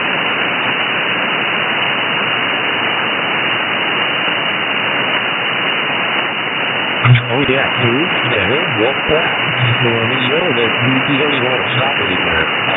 Because you see that, with the old new age, we're like, oh, okay, we got to eat it, towards some end of ground, okay, if we make it great and just shovel it in as fast as you can, that's how it is.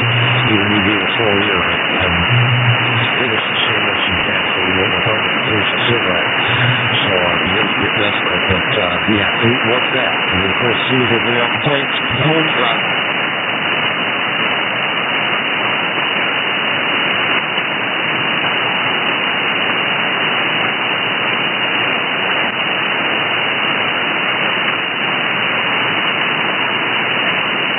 I know those days when we had food set up at the house. Or at home, I called in and said, let's sit down to dinner and, I've got to grab something nice. So it tastes now, eat now, taste later, kind of like the military usually was. You eat now, you taste later. It's kind of funny. You think about stuff like that.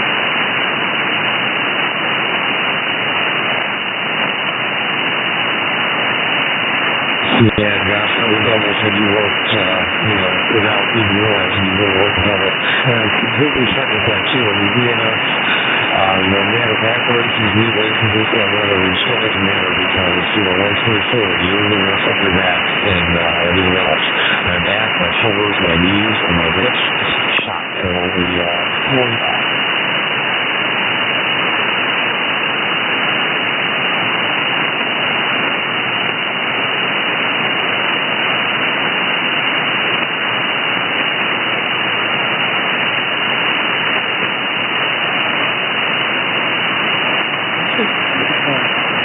When I retired at about 50 or 59, I had the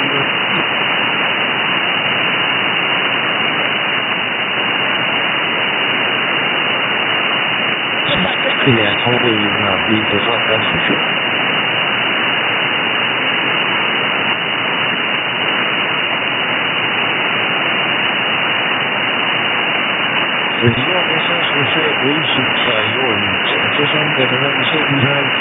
How is it down there? I mean, I know there's a whole lot flooding and stuff, and so rippings and leases in there, but, how are things, influence, what exactly is all that going on, and how are you guys doing?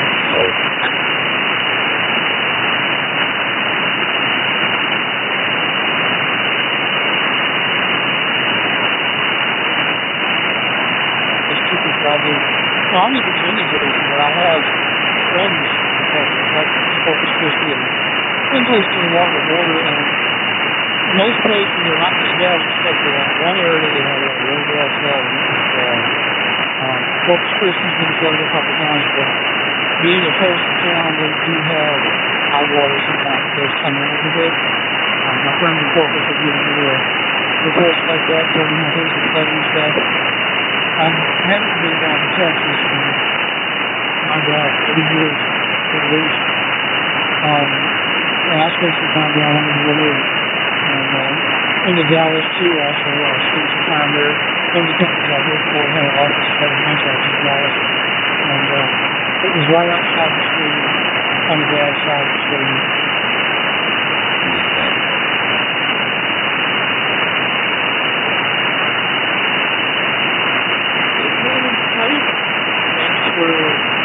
Coming back and driving the car like this, very long, and it will be very things like that. Yeah, he was out in here, like the local station,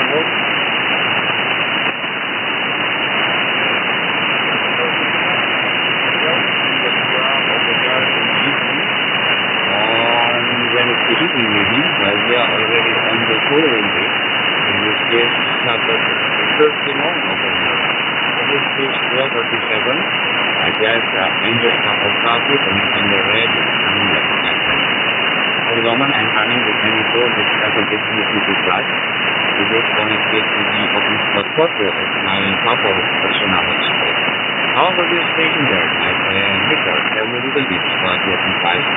And also, if you are running connected to the local infrastructure there, with that right meter, go ahead. Yeah, it's beautiful down there. I miss my great aunt and uncle used to live down there. You expect not 800. That's the board is sending out 25 watts from an Olinco audio radio, the MD transmitter. And in the tip of the car, mount, there is a 5 dB antenna at the center of the truck. That's all I have for you. Hurry. You're ready, John, and the hotspot sounds the region. Very nice. Open the door. You will get the last several days. I'm wondering about the treatment. I'm in the Olinco and view Hamburg. It is a group that is one item. The price is quite expensive. It is maybe belong to the cheap price on the other hand, but it is very much also. Maybe as a near future I will try to get my certificate one, but I told you for the station, at my house at my headquarters. Go ahead. Python and learning how to go through instruments. We will be happy. The actual price in the U.S. is around $375 US. Maybe on Indonesia you can find it. Yes. It can have up to 300,000 pages. And I downloaded the latest database, which is about 289,000 pages. So that's it. Listen, I'm just about to park in my garage. I'll take it in free and thanks to the contact. I will over. I made more of the X contacts times about the last 2 months than I made it in my entire life. And then anyway, I would have tech class also, so I was really maybe on the band team we're operating. But yeah, I mean, gosh, being able to talk to friends in Australia and actually Chris, even was asking what was it when he's on 91 all the time. He's talking to us from New Zealand about those things.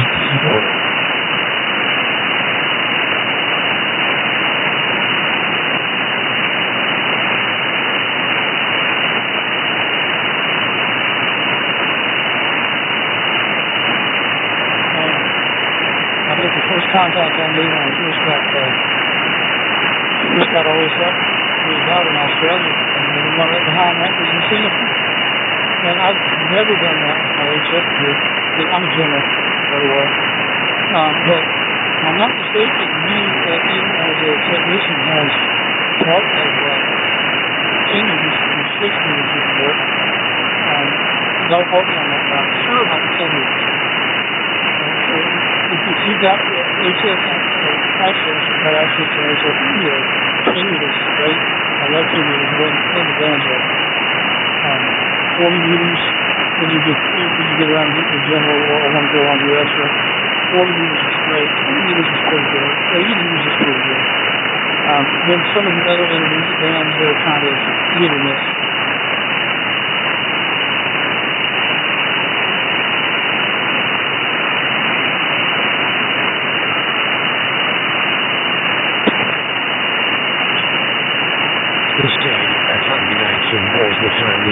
Gap in there. In case anybody else wants to join the conversation, if there are any other stations out there that want to join, we're just kind of shooting around here on 3100. This is Steve and GTW, and I'm talking with another wonderful gentleman, John. I believe you said you're from Connecticut. Locations. I also write this stuff down. I can't remember a spot. So, yeah, if you're the station out there, we're doing it. Please do so.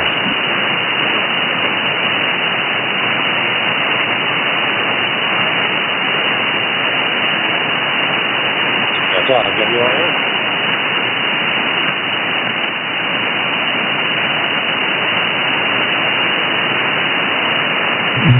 Station hopping in there, go ahead. Station, GTW, and talking with John. I don't remember his call sign, I'm further away, so can't see. Back to you.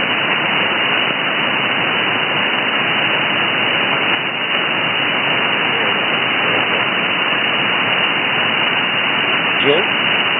We're home in Louisiana.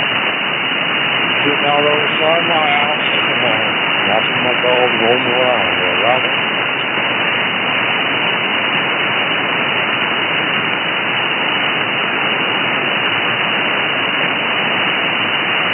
And I've been down to home, and there used to be a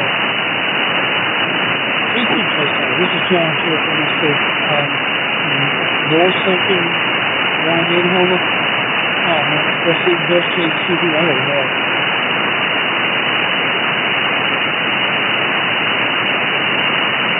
I can say one thing. That's one thing we got a lot of seafood. Very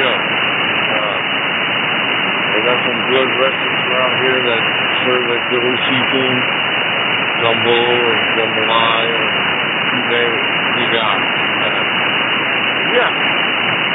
I ain't doing much of that. Just reading a lot clear. Sitting outside, chilling out. While it's cool, the sun's in. Not out. Clear back, good. It's good to sit outside under my tree, just watching my dog and playing on radio, right?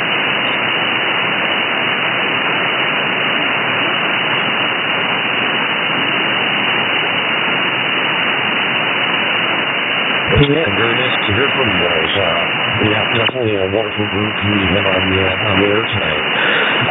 I'm just punching around town here in Memphis, Indiana, just trying to get my meds and just need to call off an after appointment, and then I'm calling him the Popeyes.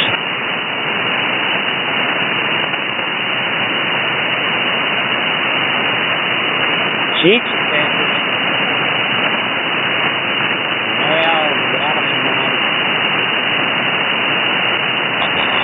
Popeyes fried chicken. JD. And it's way home for seafood, they have Popeyes. Low for chicken. That's a lot. Yeah, better.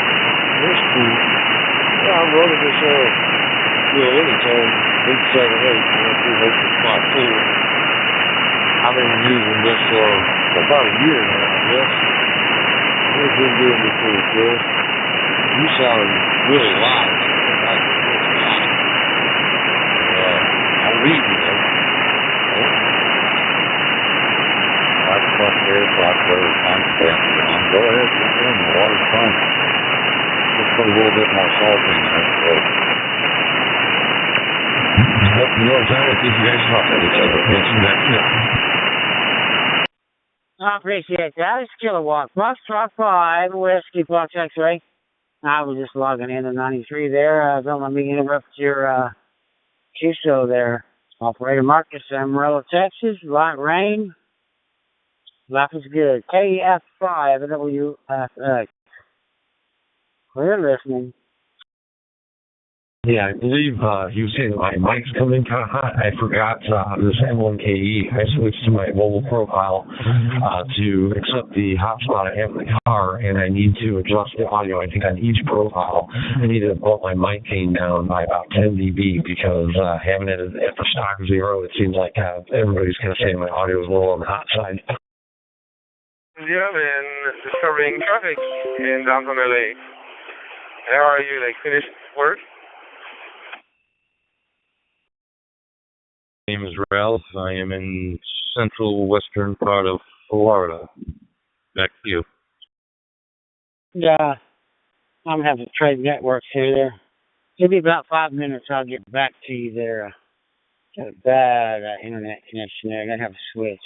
KF5 WFX. I'll be QRT and back in a moment. Ronaldo in Garland, Texas. This is Vic, 2GAP in Sydney, Australia. Traffic is I think you have an hour to go back to Santa Clarita. It's crazy. I mean, it's normal, but it's crazy because they don't drive often, so I just have to deal with it now. Cool. Back to you.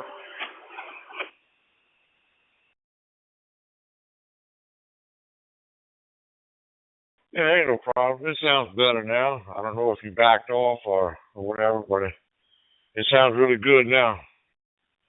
How y'all been doing this week? Everything going okay for everybody?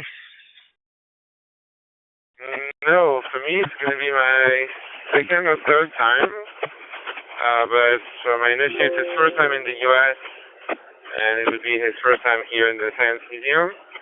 It was pretty cool, except the fact that all the nice parts, which is all the space shuttles and stuff, they are working on something because they just brought the space shuttle Endeavour and built kind of a building around it, and so they work on all that part. So the other exposition were nice, but not as cool as a spaceship.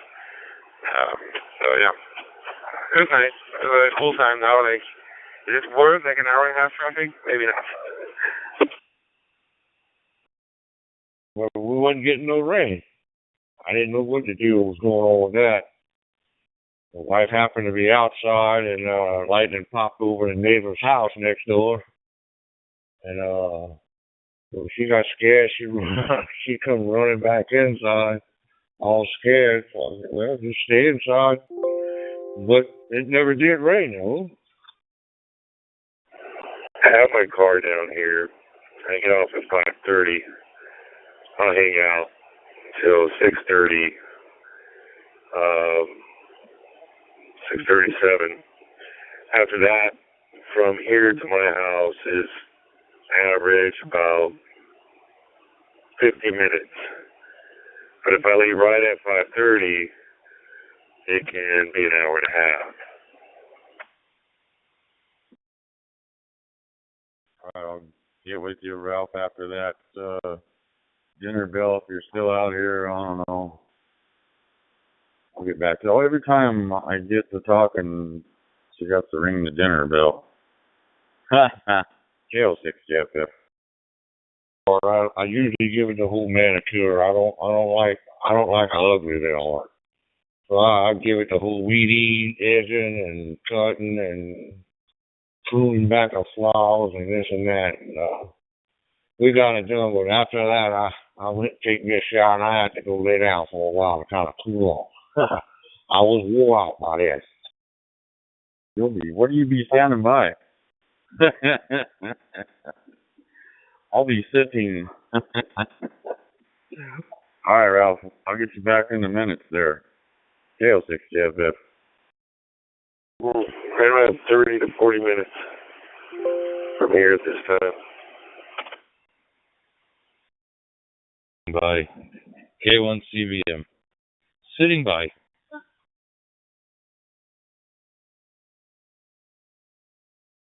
Yeah, neither me. I've had an experience with that heat. I used to work offshore. I'm retired now, but I worked on a drilling rigs. And you ever worked offshore? On them rigs, man, that sun beating down on that iron on that deck. I tell you what, it gets pretty hot. But I caught a little heat stroke out there, wound up passing out, and they had to fly me in to Lake Charles to the hospital and get some fluid pumped back in me. But yeah, so I try not to do that no more and stay cool as much as possible. I'm glad I ain't gotta go back out there no more or here, so I just got this radio and I just play on my radio from now on, right? And enjoy your barbecue when you get there. And get on you, taking your nephew out there, see the Science Museum. Let me know too. I know you got family around, but I know you wanted to get out to Soda Poda. So let me know when you're free, and we'll coordinate it. I'm gonna back out of here and start getting things shut down so I can get out of here on time. 73 there, Matt. K4HT. Our second contact, Alfred from Australia. This is 9 Whiskey number 2 Delta for Whiskey from West Malaysia, Kuala Lumpur. Hi, good morning here. I am right now. It's 7:58 a.m. Alpha Mike. WX here, cloudy. A little bit cloudy. Yeah, we know you, Alfred. We all know you. Yeah.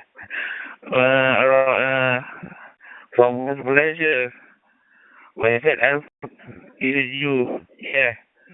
Okay, Alfred, how are you today? Right now it's morning here. Good to see you, Alfred. Over. And the engines are roaring and the generators and yeah, it gets pretty warm. Thank God we made it. I made it. I made it through. I was one of the lucky ones, I guess. And anyhow, all right, my friends, I'm not gonna keep you on much longer. I just wanted to reach out, say hello, and I'll take care. I'll be listening in from time to time, and if I catch y'all out there, I'll wave a hand here from South Louisiana, and I guess I'm gonna step back on the side and let somebody else have it. KF5 WIM. Standing by. 73, my friend. in Sydney, Australia. Nice to hear you from Kampong Meru in West Malaysia, my friend. Nice to make the contact with you again. And we say a good morning to you from Sydney, Australia.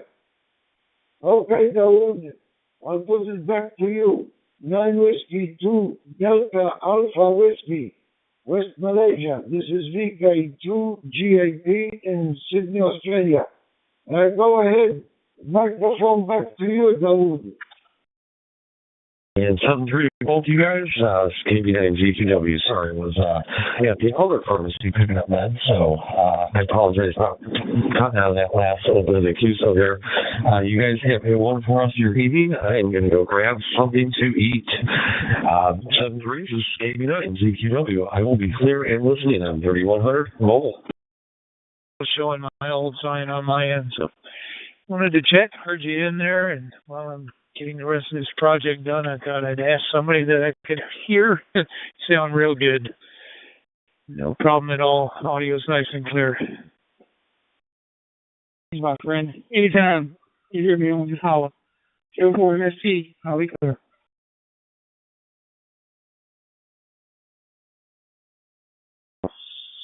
3JMD, how copy KF5, WFX?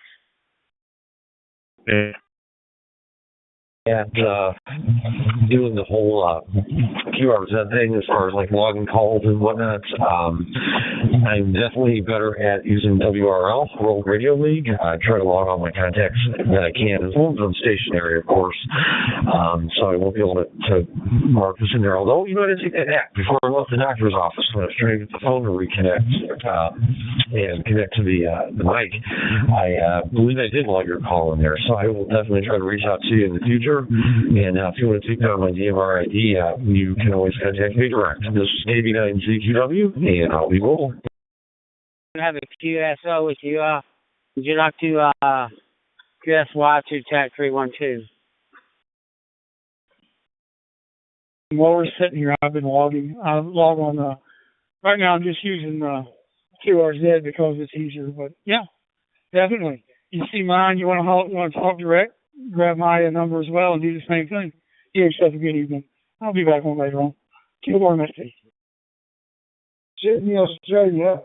Of course, the place where I live is Jameson Town, and it is 54 kilometers west of the city of Sydney in Australia.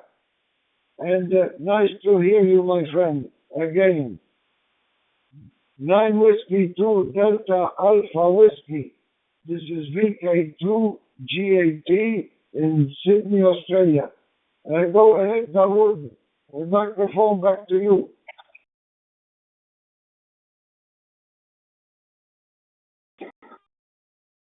To Golf Alpha Papa, this Sydney, Australia. KSL, this is 9 Whiskey 2 Delta Alpha Whiskey returning. Yeah. Sorry, Alfred. I'm not monitor in my dashboard now. I'm in my submine here and just arrived at my submine. KSL, in your time is 10:03 hour Mike, and the weather is 10 degrees Celsius, and your is around 54 kilometers from Australia. KSL, sorry for the wrong golf sign. Julian Alfred, Victor Kilo 2 Golf Alpha Papa, Victor Kilo 2 Golf Alpha Papa from Sydney, Australia. Alfred, this is 9 Whiskey 2 Delta Alpha Whiskey from West Malaysia, Kuala Lumpur. See you again. Have a nice day. Terima kasih, 73.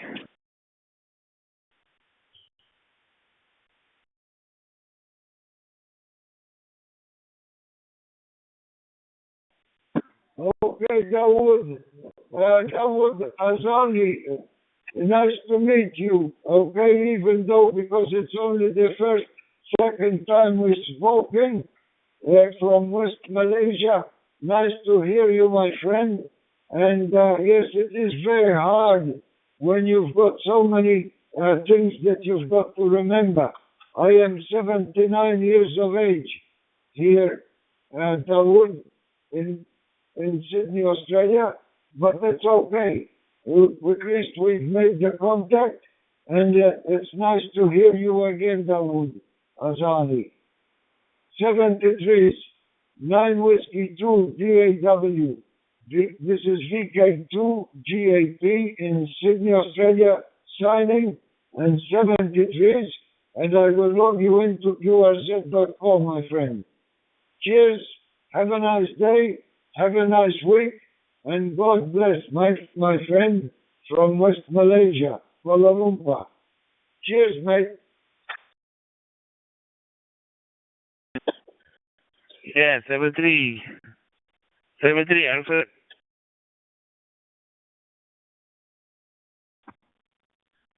Nine Whiskey 2 Delta Alpha Whiskey. 9 Whiskey 2 Delta Alpha Whiskey.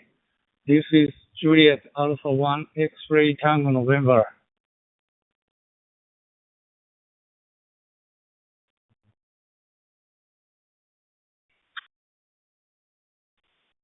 Yeah.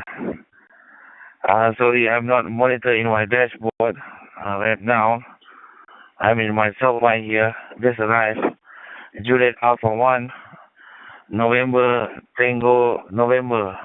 Sorry if I'm wrong. This is 9 Whiskey 2 Delta Alpha Whiskey from West Malaysia, Kuala Lumpur. Returning. QRA Delta Alpha Uniform Delta from West Malaysia. Right now, the time is 8:08 Alpha Mike. 8:08 Alpha Mike, and the weather is a bit cloudy here. Back to you. Juliet Alpha 1, November Tango November, 9 Whiskey 2 Delta Alpha Whiskey. Over.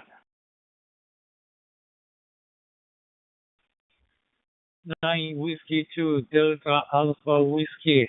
This is Juliet Alpha 1 X-Ray Tango November.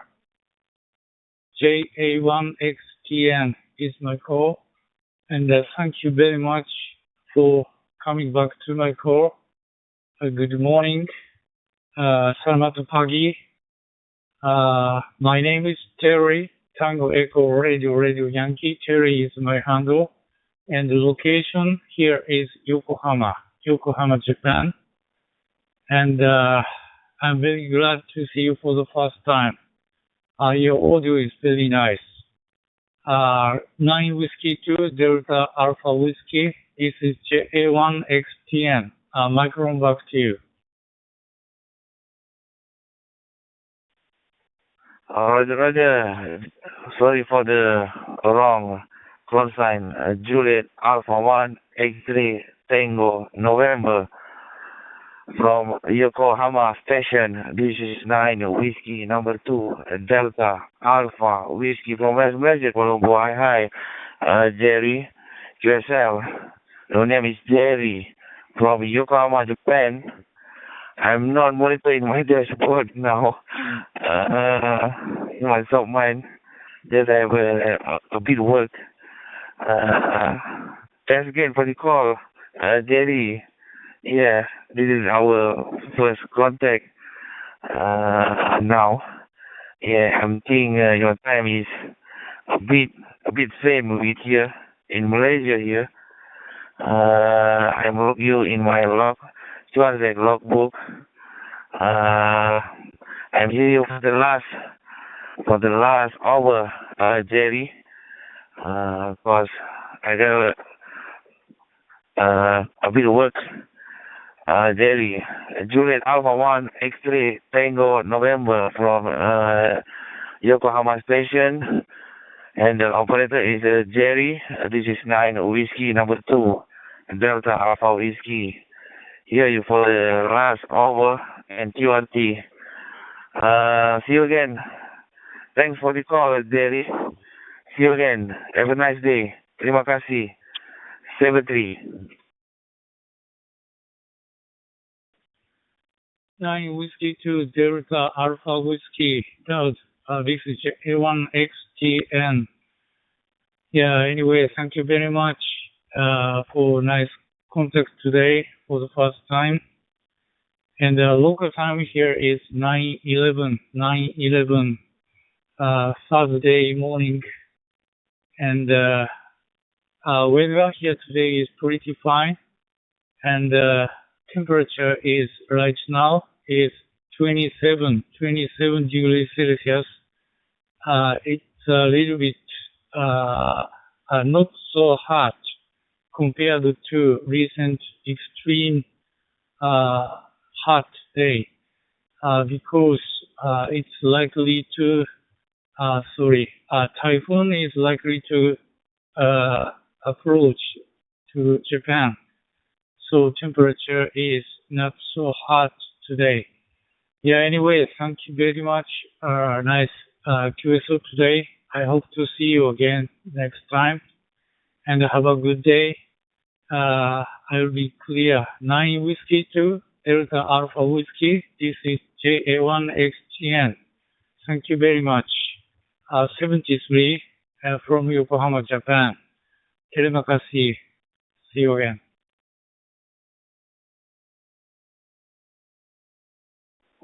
Yeah. Thanks for the terima kasih, Jerry. Yeah. How to say terima kasih in Japan? Jilid. Arigato. Okay, thanks, Jerry. 73. Terima kasih.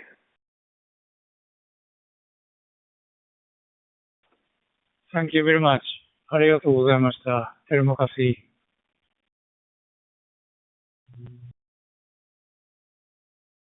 Betul, orimashita. Terima kasih. 73.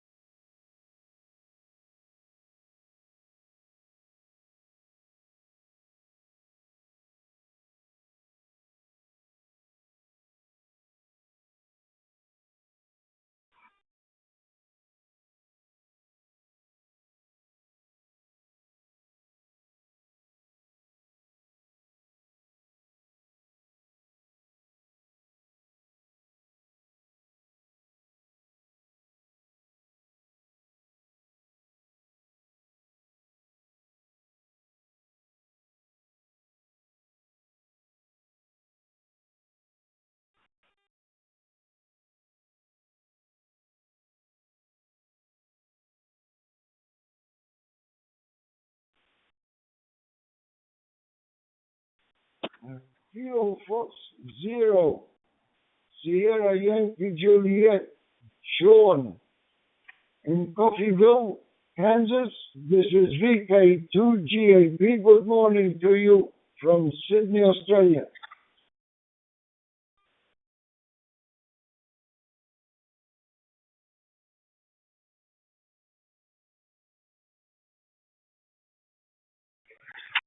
VK2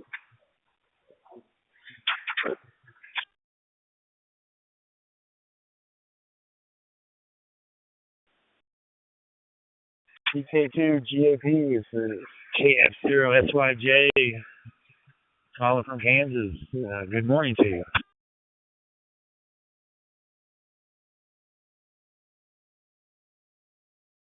Okay, Sean, I was coming back to you, but you dropped out, mate.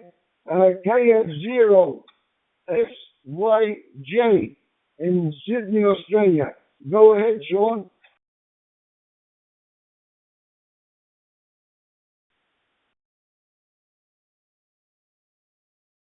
The KF0 XYJ. I'm just testing out a new radio I just bought. It's Anytone 878.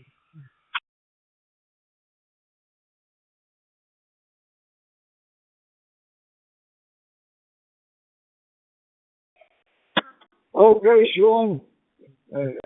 You are still dropping out from time to time, mate. I don't know what's happening. KF0SYJ. This is VK2GAP in Sydney, Australia.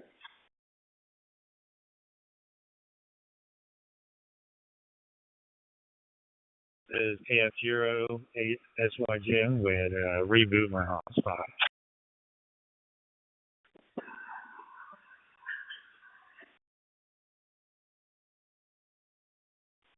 Well, I'll tell you what, Sean, it's working because you're coming through quite okay here with the audio, and it's nice to hear you for the first time, I think. Anyway, I will say 73 to you, and have a good week, and we will catch up with you again on 91. So, Kilo Fox 0, Sierra Yankee Juliet. This is VK2GAP signing. 73. Okay.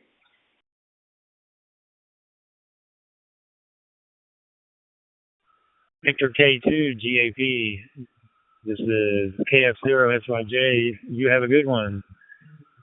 I'm out.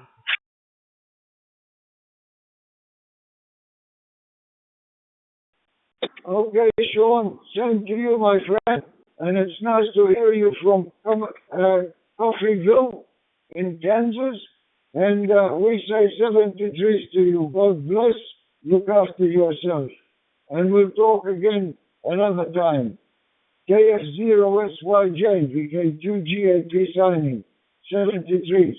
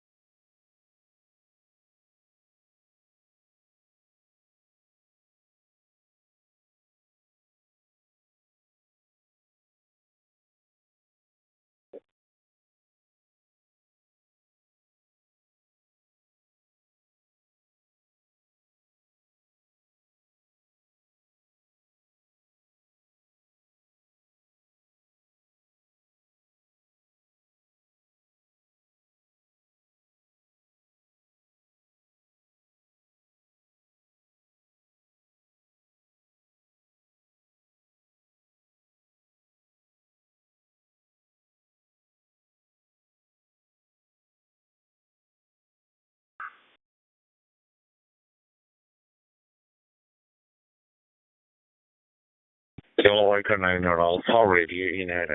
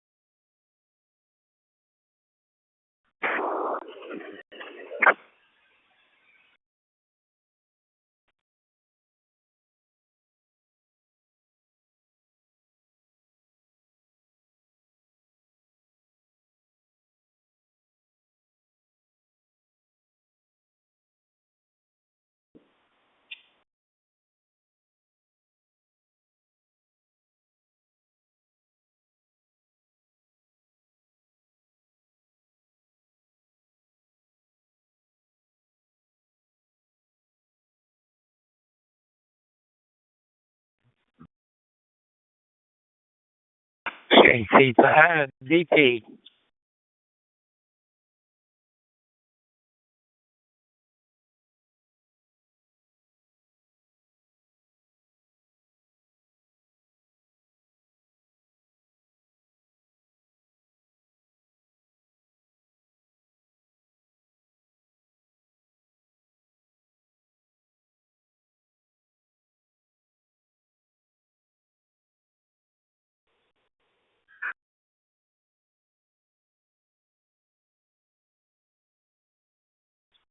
AC5 DP TF5 WRM. How about you, Dave?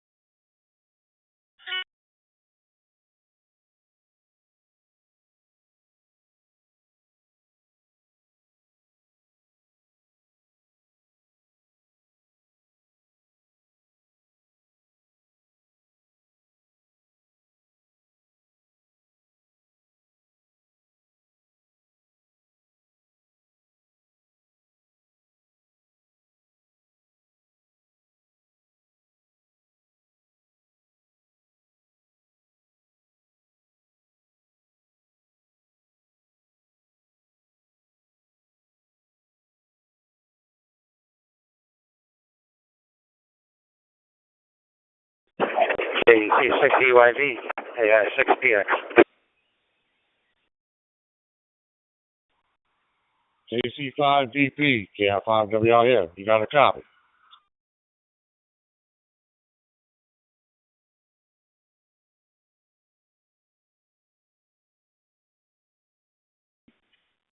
W5, DLJ. Wow, that's a cute N5IU.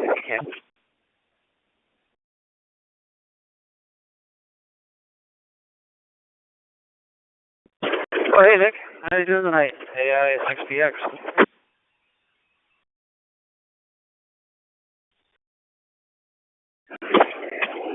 I'm okay. Just, almost home. Yeah, I hit about the clock a long time ago, but I had to work 4 a.m. to 3:30. The traffic coming home, of course, pain in the side.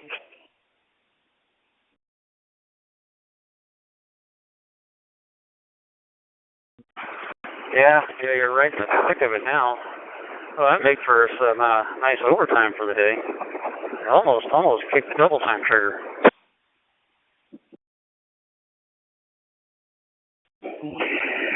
Yeah, finishing some scheduled maintenance and then had to go add some water and some batteries and get the work order signed off, and then they go, oh, can you go get this and that signed off too?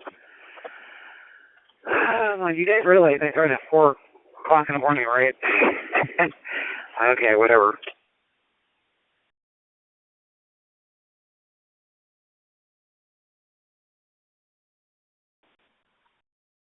Do you get stuff electronically signed?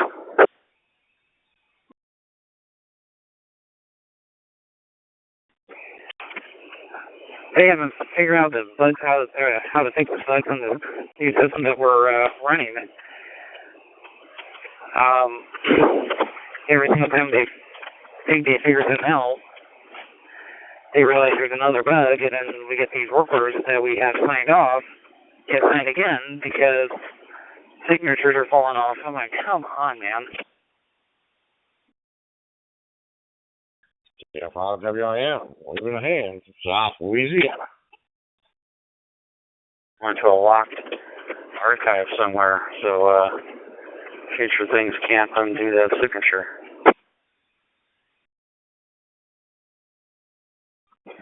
Well, it's a Microsoft system, and as soon as I seen it as at Microsoft, I will look at it. There you go. There's a problem right there. It's Microsoft.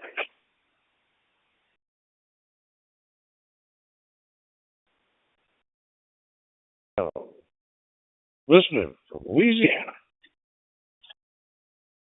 Gone through enough, software implementations. There's always bugs, no matter, how long the company's been in business.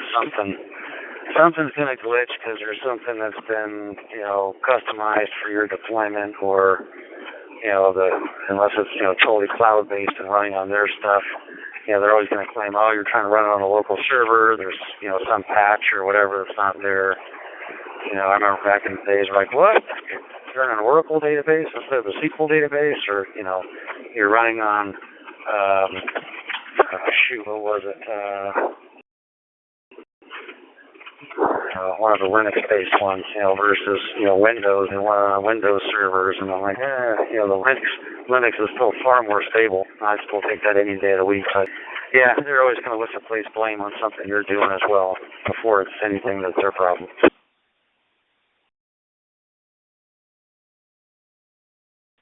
Yeah, we're always getting blamed for stuff, but should be used to that by now. To tell you the truth, it's more annoying than anything else.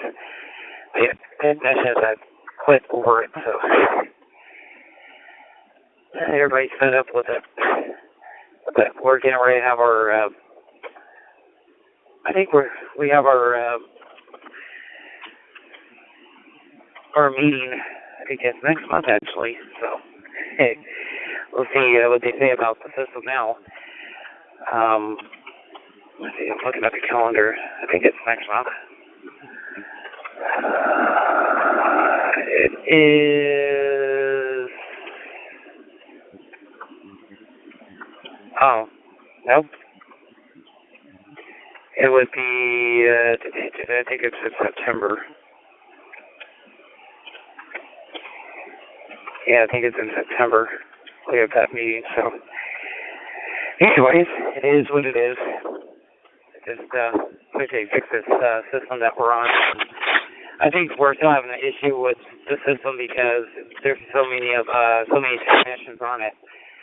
And it's not only one server. I think it's just one server for all these technicians in Arizona, California, Oregon, Washington, Alaska, Idaho, and Western Montana. And I think it's overloading it.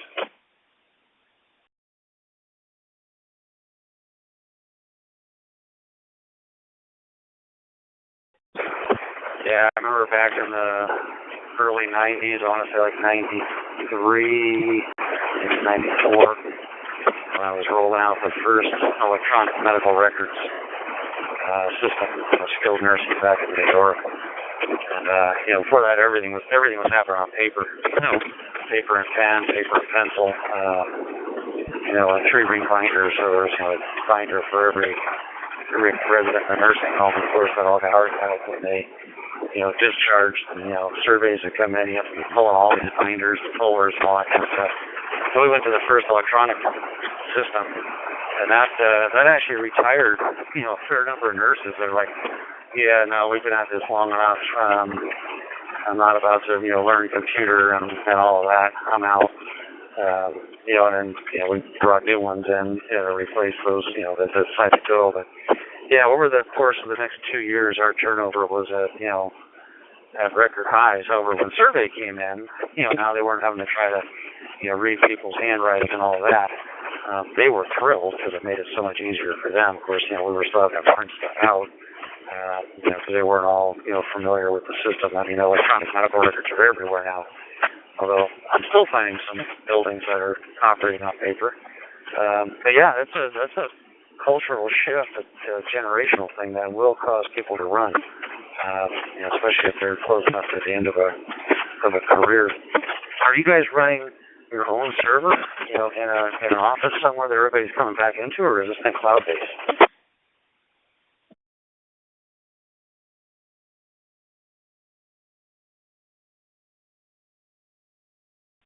Yeah, I'm sure that they're running a server out of our Cypress office.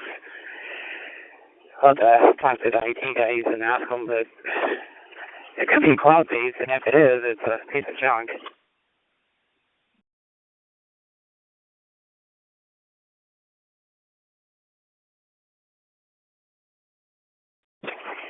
Yeah, I mean, cloud-based is the way to go, especially with their geographic spread.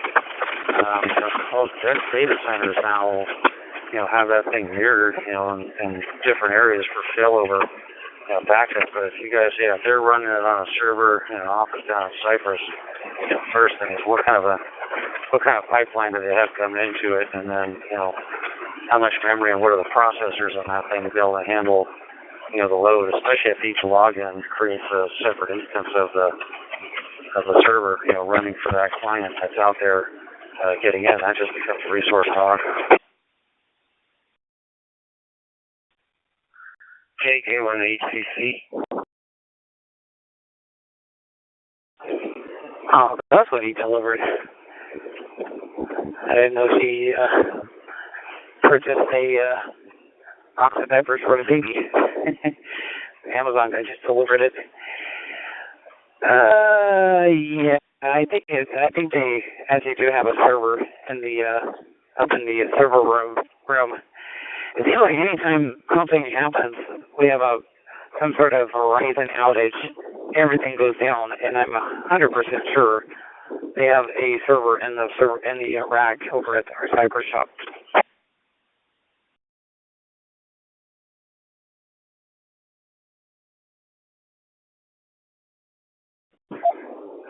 That's a serious drag, especially if you guys in the field. If your laptop's in the field, cache locally and sync up when you log into the server, that'd be great. But if that ability isn't there, that's going to be terrible for production time.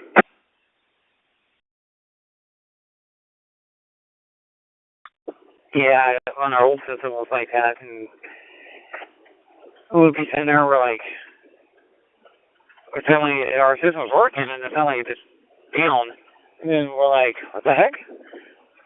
Can't think, can't upload, can't download, can't do anything, and then tell me get this email, oh, the system's down. I'm like, go figure. Or if Verizon happens to have an issue on their side, yeah, it takes everything down too. We're like, okay.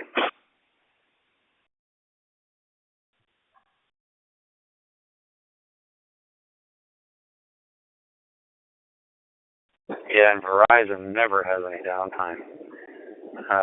Yeah, I've been a couple organizations I've been with, and more and more now stuff is up in the cloud, but now with phone systems becoming cloud-based, voice over IP and all of that, or when you're running a big medical record system, it's like, we can't just have one trunk coming into the community anymore. There's got to be failover, and that can't be a second Verizon line.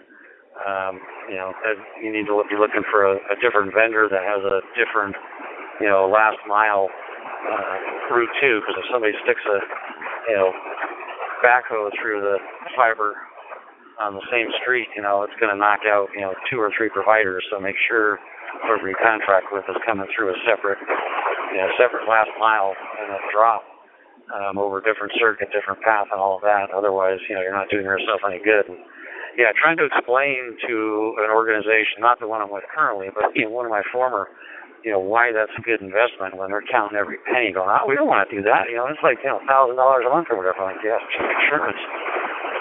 Until the system went down and we lost medical records and we lost all the phones, not only outside lines, but internal extension to extension, because everything was cloud-based. Then all of a sudden they're like on the hot seat and willing to put that stuff in.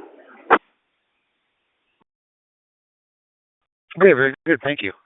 Yeah, just reprogramming code plug and whatnot into my mobile radio here and making sure I'm getting into my hotspot.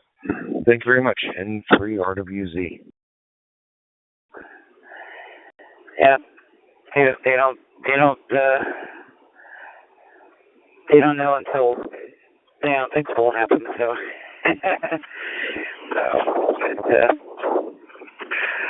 I was going to ask you, did you ever get that 220 up and going?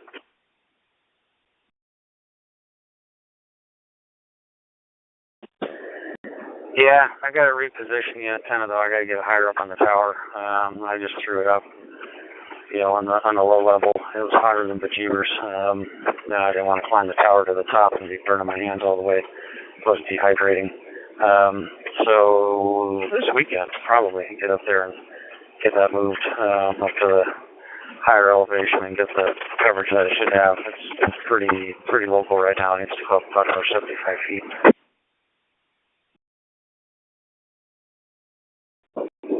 You're reason for me to pull out the tri-band radio. Yeah, I'll pull it out of the drawer and throw it on the charger and give that a shot. But I always seem to be living in San Bernardino when I'm at work.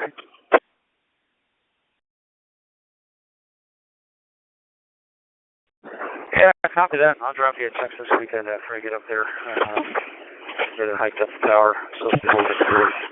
Would have done it last weekend, but I was meeting with a real estate agent out at our river place.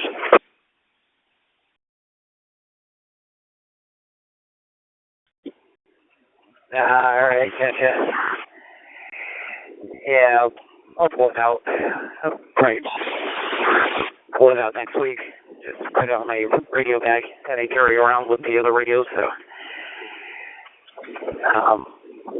we'll try it, program it in and such. But yeah, we're looking around places right now. Our lease is up on this place in October, so we've been looking around. We found this place in French Valley here. Yeah, I think French Valley, Marietta, 4-bedroom, and it's super big, bigger than this place. I'm like, wow, I like this. Gas barbecue in the backyard. There's plenty of concrete for the kids to ride their bikes on. The 4 bedrooms, lots of room. An actual office for me to put my stuff in. The girlfriend too. The office is actually a decent size. I'm like, so we applied for it. So just wait to hear back from them to see if we got it or if we did not.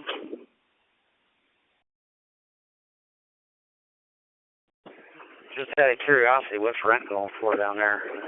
And I know I got a brother-in-law, sister-in-law in the apartment up here in Redlands, and they're actually should be closing on a house that they're buying here in the next couple of weeks, but they're like in a 2-bedroom, I think it's a 2-bedroom, 1.5 bath apartment right off of Citrus up here in Redlands, and they're like $3,000 a month. Like, that is insane.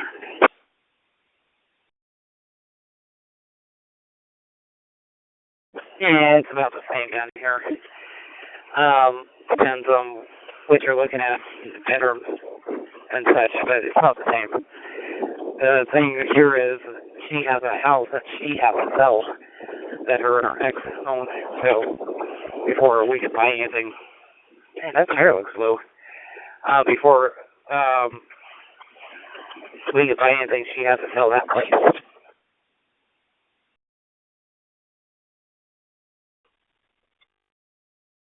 Yeah, I understand that, but yeah, if you're getting a 4-bedroom house for the same price, that's a heck of a lot better than a 2-bedroom apartment. Yeah, hopefully she can sell, and I don't know how long you'll be locked into a lease, but yeah, that'd be nice. But it sounds like you got a good place, and if you got a backyard and safe place for the kids to roll around and all that, that's awesome.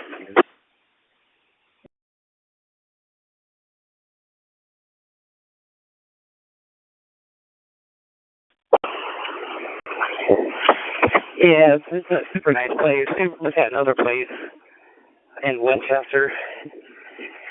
It's 4 bedrooms, a little smaller, but I mean, still has plenty of room.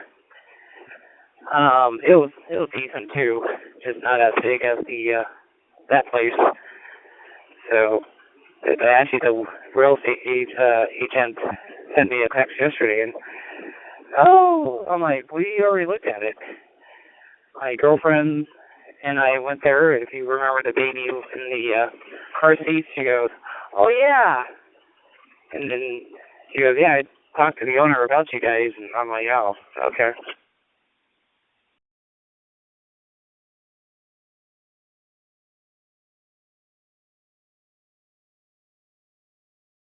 Well, if this is what you want, it's this. I hope you guys get it.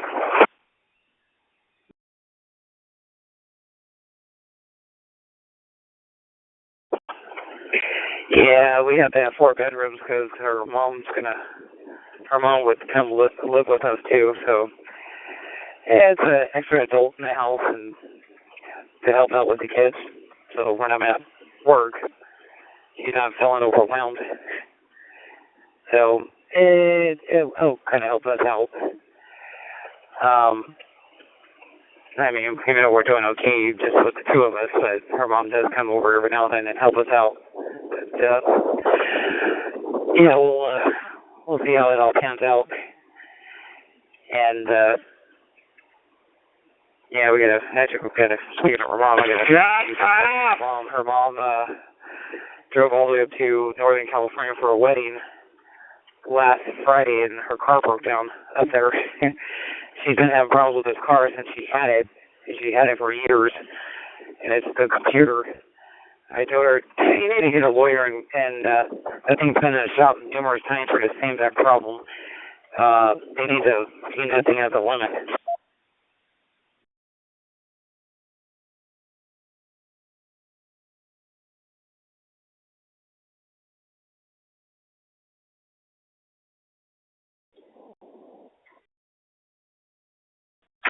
Yeah, it's been doing an accident.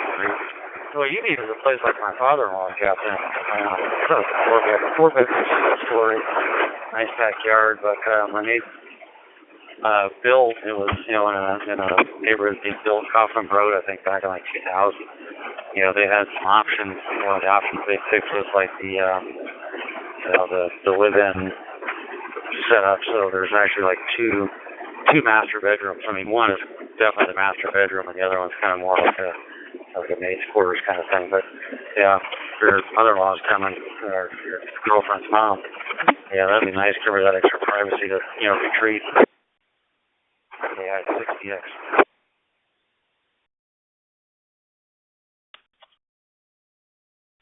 Well, there was talk about the house that they have to sell.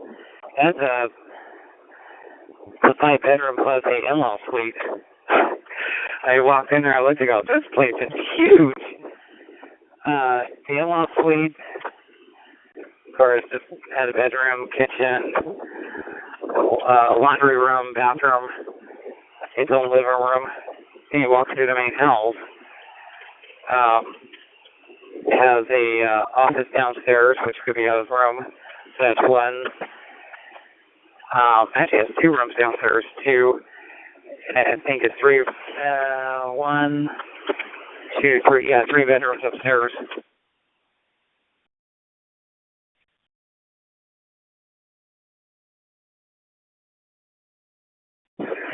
Yeah, that sounds like a pretty nice setup. Can you guys buy that house versus, renting?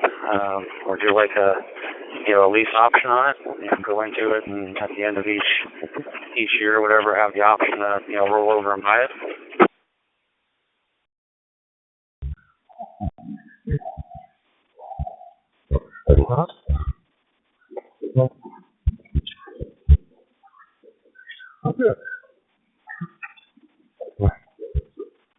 We have a whole bottle of that.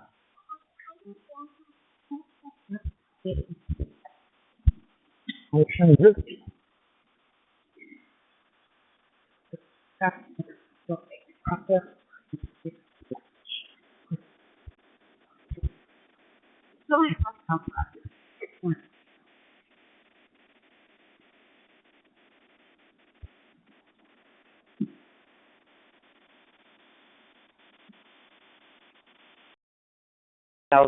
$4,000 a month. I'm like, it's worth it.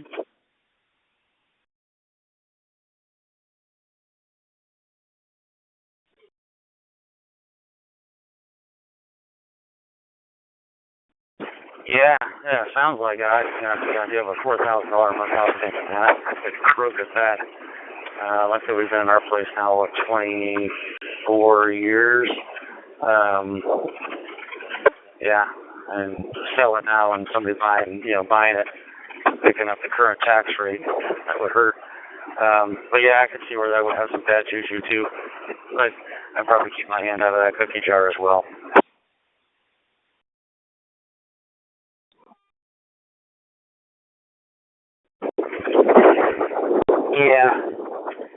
Yeah, I don't have nothing to do with that. That's between her and him. So, yeah, some ongoing stuff going on there, and always hear it, and I just walk away. I'm like, I don't want nothing to do with this. You guys just talk among yourselves.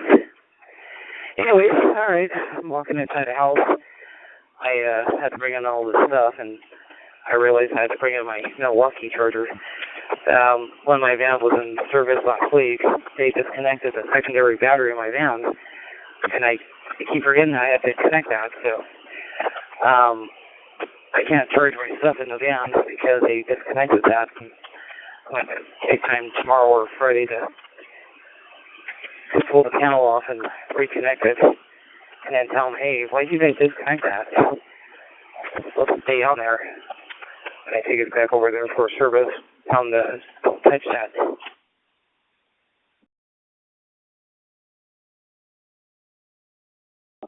Yeah, that'd be annoying. Oh, you got the old D's back. Hopefully it'll stay fixed a little bit longer this time.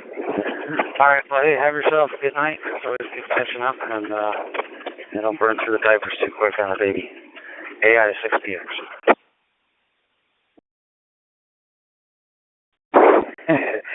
Yeah, it's easy for you to say. Same thing, we're changing a diaper almost once an hour, but maybe every 3 hours, I think, 3 or 4 hours, but he's 3 months and 16 pounds, and I Can't sit wrong, gotta go somewhere. Alright, Keith, catch you later. It's bye-bye. CK.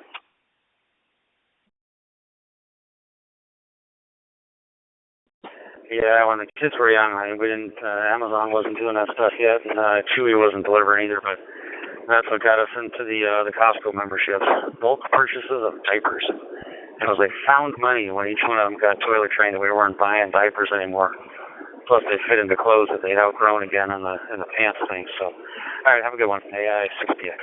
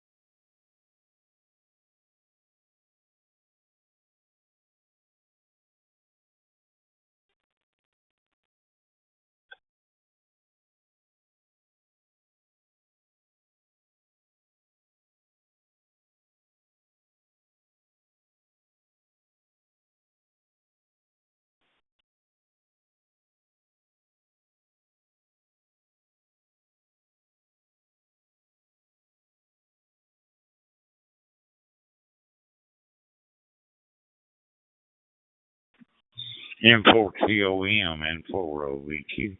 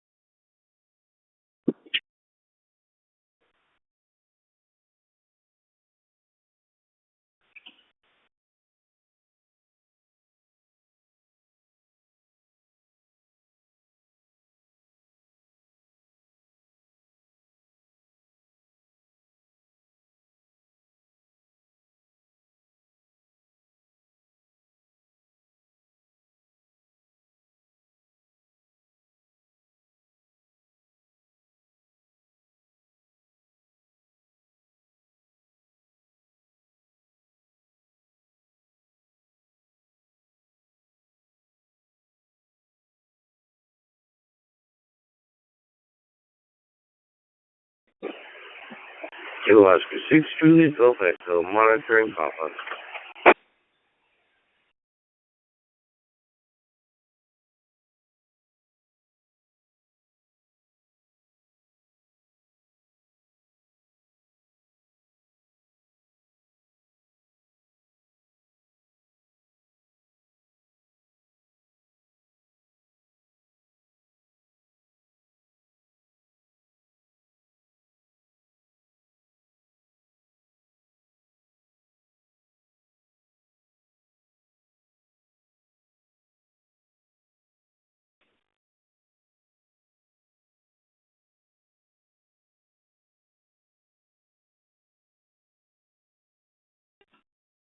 Oscar 6, Julie Perfecto.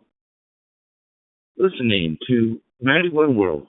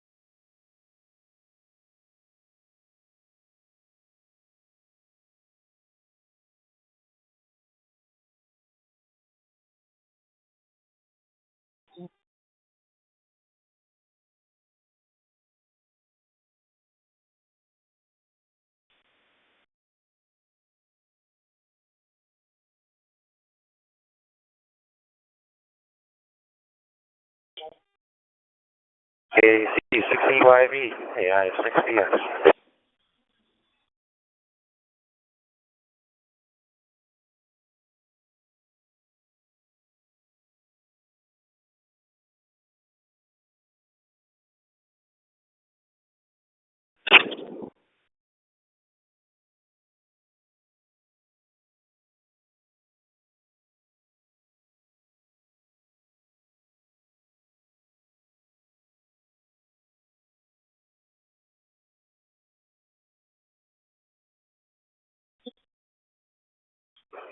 KC60YV, AI6DX.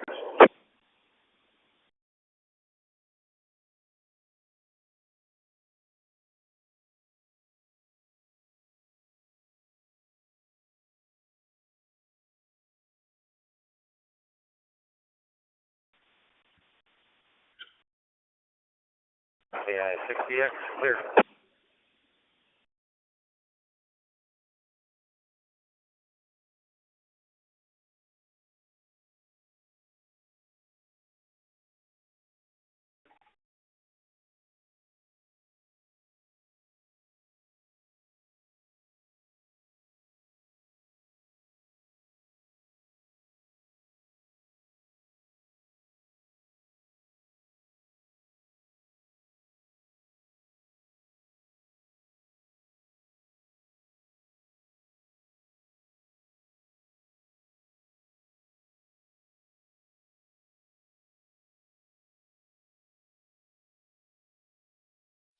If you love to travel, Capital One has a rewards credit card that's perfect for you. With the Capital One Venture X card, you earn unlimited double miles on everything you buy.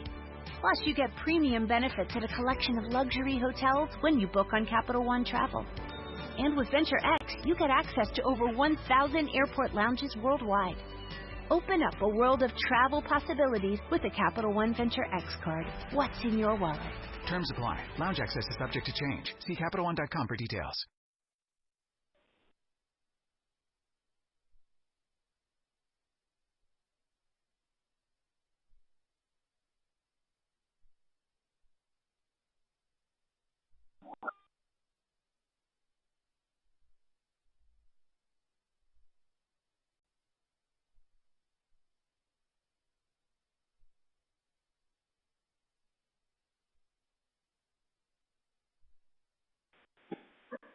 Hotel Juliet 3 Gold, Nancy Charlie.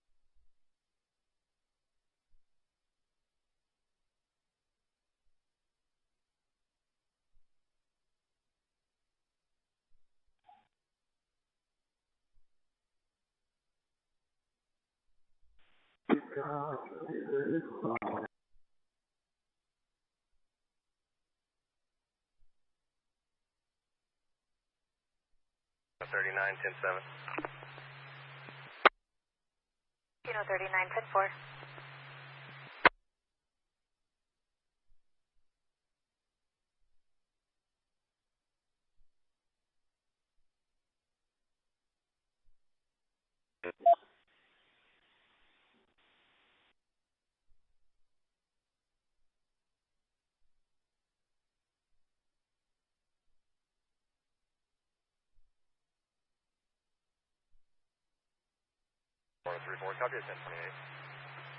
Hello, hello, Hotel Juliet 3, November Charlie.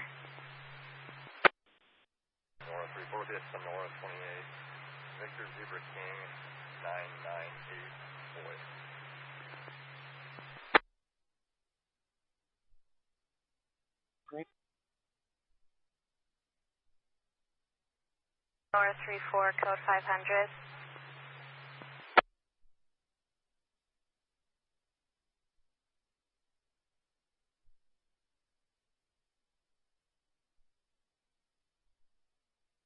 Nora 34, code 500. Nora 34, I'm code 4.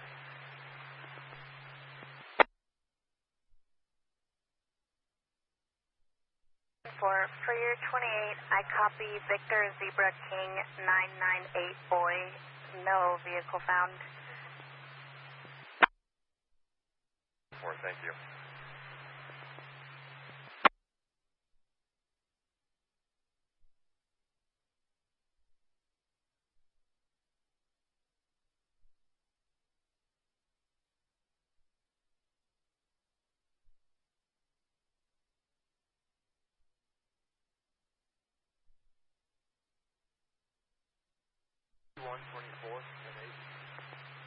Hello, hello, Hotel Juliet 3 Gold, Charlie. 24, 10-4.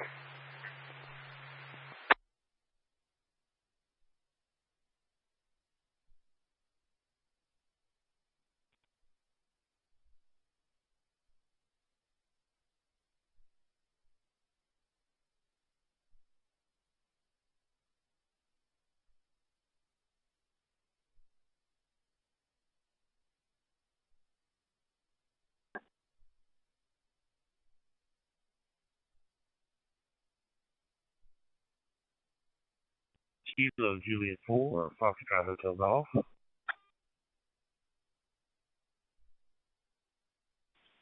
Kilo Juliet 4, repeat.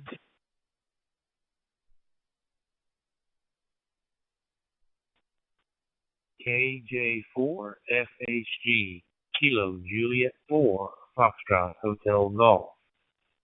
Who do I have there?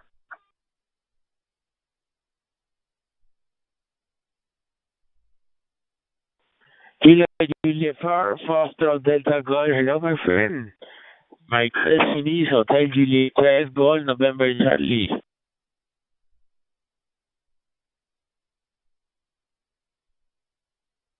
What's your QTH? I am in Illinois, in the U.S.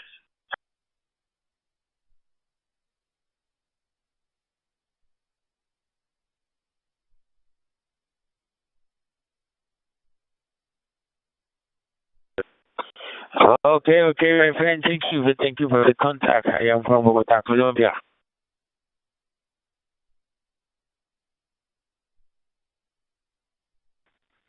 Well, very good. I hope that your weather is good there. It has been very hot here, but the weather's about to change and it's about to be much cooler. So I hope it is a pleasant time there in Colombia.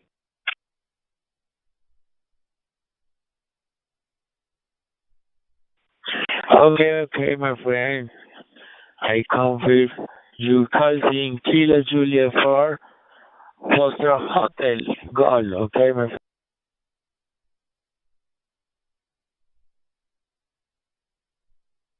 Thanks for the conversation. 7-3 KJ4FHG.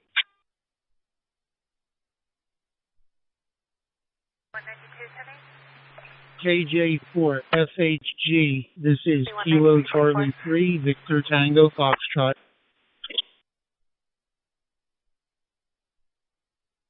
KJ4FHG, go ahead.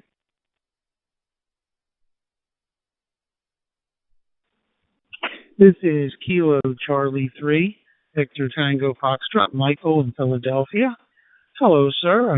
From the call sign, it sounds like you're in Florida or one of the southern states, and I imagine it's quite hot down there.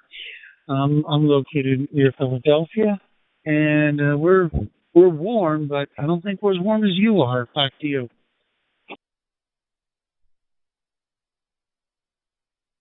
Well, we have moved to Illinois. We are in the what we call the Riverbend area of Illinois, across from St. Louis, and so I'm in the 9 region, but I have a 4 call sign because I moved. But it has been very hot here the last several days. We've been under a high pressure area, but it's about to break. I just broke this evening. And looking forward to some very cool days tomorrow. So we're grateful for that. I hope that you are well.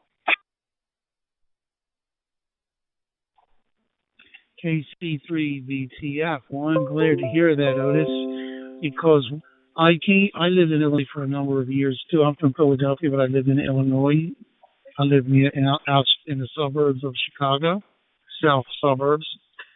And one of the things I do know, ever since coming back 20 plus years ago, is whatever you're getting, we get.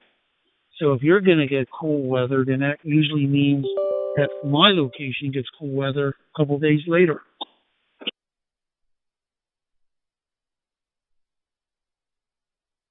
Yes, sir. I believe that may be the case. I think the high pressure area is moving to the west. I think that's going to bring some much more pleasant weather down all the way. It won't quite make it down to the south, I don't think. So I feel for them, but I think we're gonna have some very very nice days in the next week or so.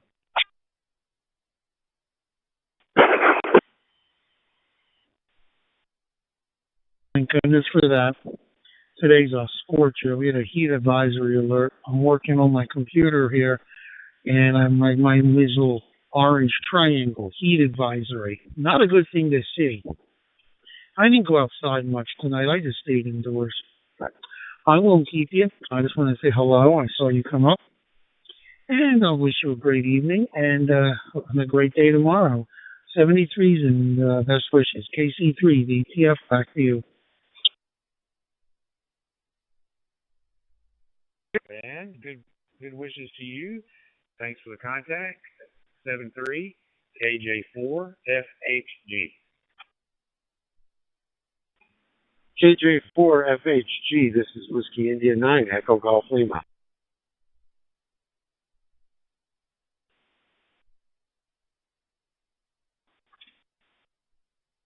Go ahead.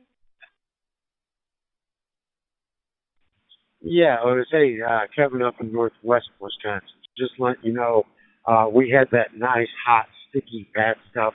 Got rid of it yesterday, and we usually send our good, cooler weather down to Illinois. And I was originally from Peoria, Illinois. Heard you guys two chime in that you were both at one point in time in Illinois. I'm up in northwest Wisconsin now, but yes, the relief is on your way. D5 DHA, Whiskey 5, Mike Hotel Golf. Well, Kevin, thanks for that. Actually, it has arrived. We've had four straight days of heat advisories, maybe 5.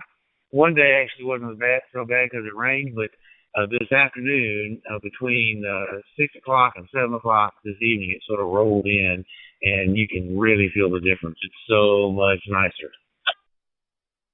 Well, good evening. Name is Mark out of Albuquerque. How are you today? No, through Monday.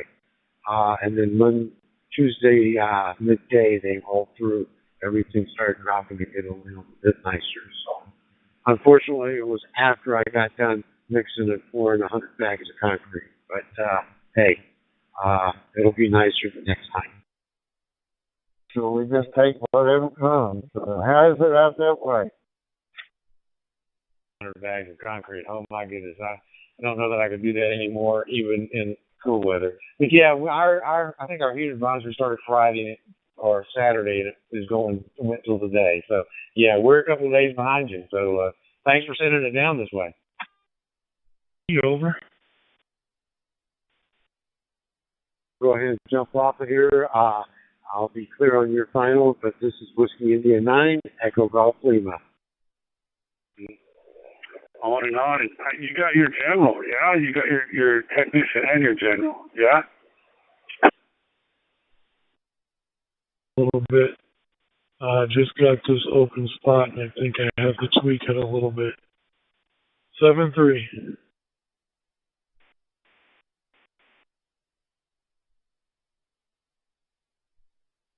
It's good to meet you this Mark and Albuquerque. Maybe I'll catch you again sometimes when the conditions are a little better, or maybe radio needs attending. But I was just getting every other word, and then sometimes it just fade away. But have a good afternoon, and 73 This is Kilo Bravo 5.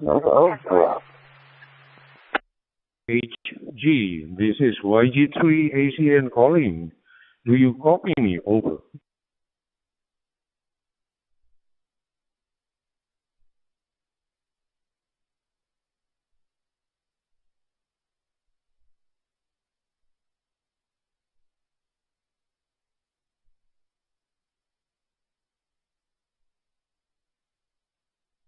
KJ4 FAG, this is YG3 ACN calling you.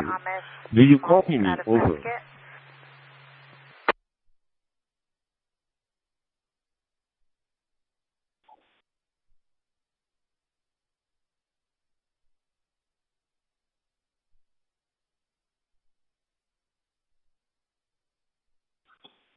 YG3 ACN, YG3 ACN. This is Kilo Bravo 0 X-Ray Golf, KB0XG, over. Roger, KB0HG. Thank you very much, my dear friend, for returning my call. This is YG3 ACN. The name here is Johans, Juliet Oscar Hotel, Alpha November Sierra. My QTH is Jakarta, Indonesia. I copy you loud and clear and also continues here. How do you copy me over there? KG0XG YG3ACN over. I don't think that's been updated yet. Log in under your old call sign that you registered with, and then do an Ask Papa, and just tell them, hey, this is my new call sign. And once they validate it, they'll change it on your record. That's my understanding of how it works right now. And not a big deal, but, you know, if you can do it before the new hams net, your radio is putting out a Roger beep at the end. So if you get a chance, or the next time you're programming it and changing things, just look for that function, that Roger beep, and turn that off.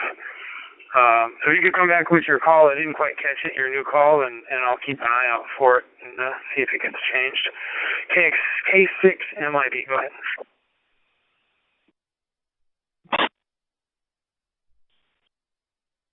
K6MIB, this is KO6KHW, and I'll speak to the manuals here and make you guys not have to suffer through the Roger beep. p.m. in the morning. Today is Thursday, July 31st. The temperature here is around 84 Fahrenheit here, and the weather is very, very sunny at this time. And I'm running DMR radio. My radio is Boeing. It's a Boeing 1801. Now connected to a local hotspot, Raspberry Pi. Back to you. Kilo Bravo 0 X-ray Golf. This is Yankee Golf 3 Alpha Charlie November over. Here, and you already got somebody over here that'll show you the ropes, so to speak. So, have a good afternoon. I got some emails to send, and then I got to get down for dinner, so I'll be listening. I'll give it back to you, and you guys can resume. K6MIB. Hey, K6MIB, I just want to let you know I went to my menus here and turned off that Roger beep, so I want to see if that is not active anymore on your end. I'm off. So I need to clean that up. I've been working on cleaning it up. Pulled the Starlink Mini back out today, and that mount, sure, I love that mount a lot better. That El Cheapo one 3D printed, so only problem is I need suction desks. So I ordered 2 suction desks, and I needed, well, I thought 4 were coming in there. So I had to order another. So that connector into the electric box, ground it to the house ground, and see if that does anything. And I have a feeling it's, you know, I've actually got like a 7-plug strip down there that I've got all of my extra stuff plugged into, and I have a feeling that strip is what's probably causing the hum. And because I pretty much have everything else shut off, and I still have it. So I got to get the ground in, and then I'll start moving stuff around, plugging them in directly, and see what I do to eliminate that hum. But I'll get to it one of these days. 86GS KC6SEH. Yeah, have you ever tried, I know you were disconnecting things last time we talked about this and removed a bunch of things that were still there. Have you ever tried just having the radio plugged into the wall and then into your coax with nothing else, no rotors, no nothing, just the radio straight to the antenna, and anything goes away with that? Well, the radio is plugged directly into the wall, but everything else is on the strip.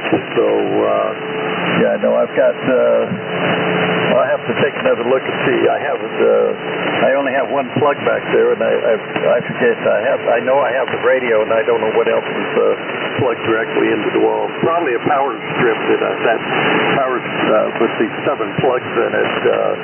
That's probably the other thing I have plugged into the wall. Yeah, that's not like that. No, I mean just the radio, not touching anything else. You got jack in your hand, various other things. You got push-to-talk cables. I mean, actually unplug every little living thing into that radio, and take your coax from your antenna. Don't go through antenna switches or your amp or anything, plug it right directly into the output or the back of the radio, and disconnect every possible cable from the radio and just get on with 200 watts and see if it goes away. Because it's got to be some sort of common mode problem where you're getting something across from one to the other. If you're there with just the radio, I'd be really surprised. But I mean, it would help narrow down what it is. Then you could start connecting the time. But if you've got a hum, it's usually because something's crossed on one of the other cables. So you need to somehow isolate your radio so it's not touching anything else. And disconnecting your antenna and see what happens. Oh, you mean you want me to do some work? When I retired in 2015, I said, I'm not going to do any work anymore. So you actually want me to do some work. It's only the ICOM radios that pick this up. It's really funny because I asked a lot of people, do you hear a hum? And no. And I asked them what kind of radio, and they're running different radios and stuff like that. So it's only the ICOM. So I don't know what to say. Yes,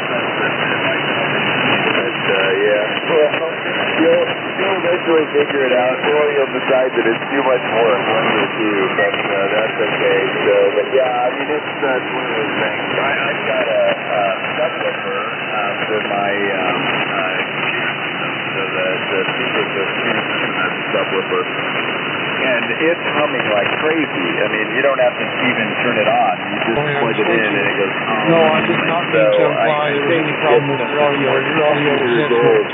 I had to work with my radio a little bit to get it on the right frequency. Regulate the what I was ripple speaking about. dried out. Very good. So I ordered from Digital I a couple hope of to see you again down the for road. the You're power going to have a supply. very nice day. So now Yankee Golf 3 Alpha Charlie November Kilo Bravo 0 X-ray Golf 32. And I think by Friday the caster Friday or something. So I'm going to put those in and hopefully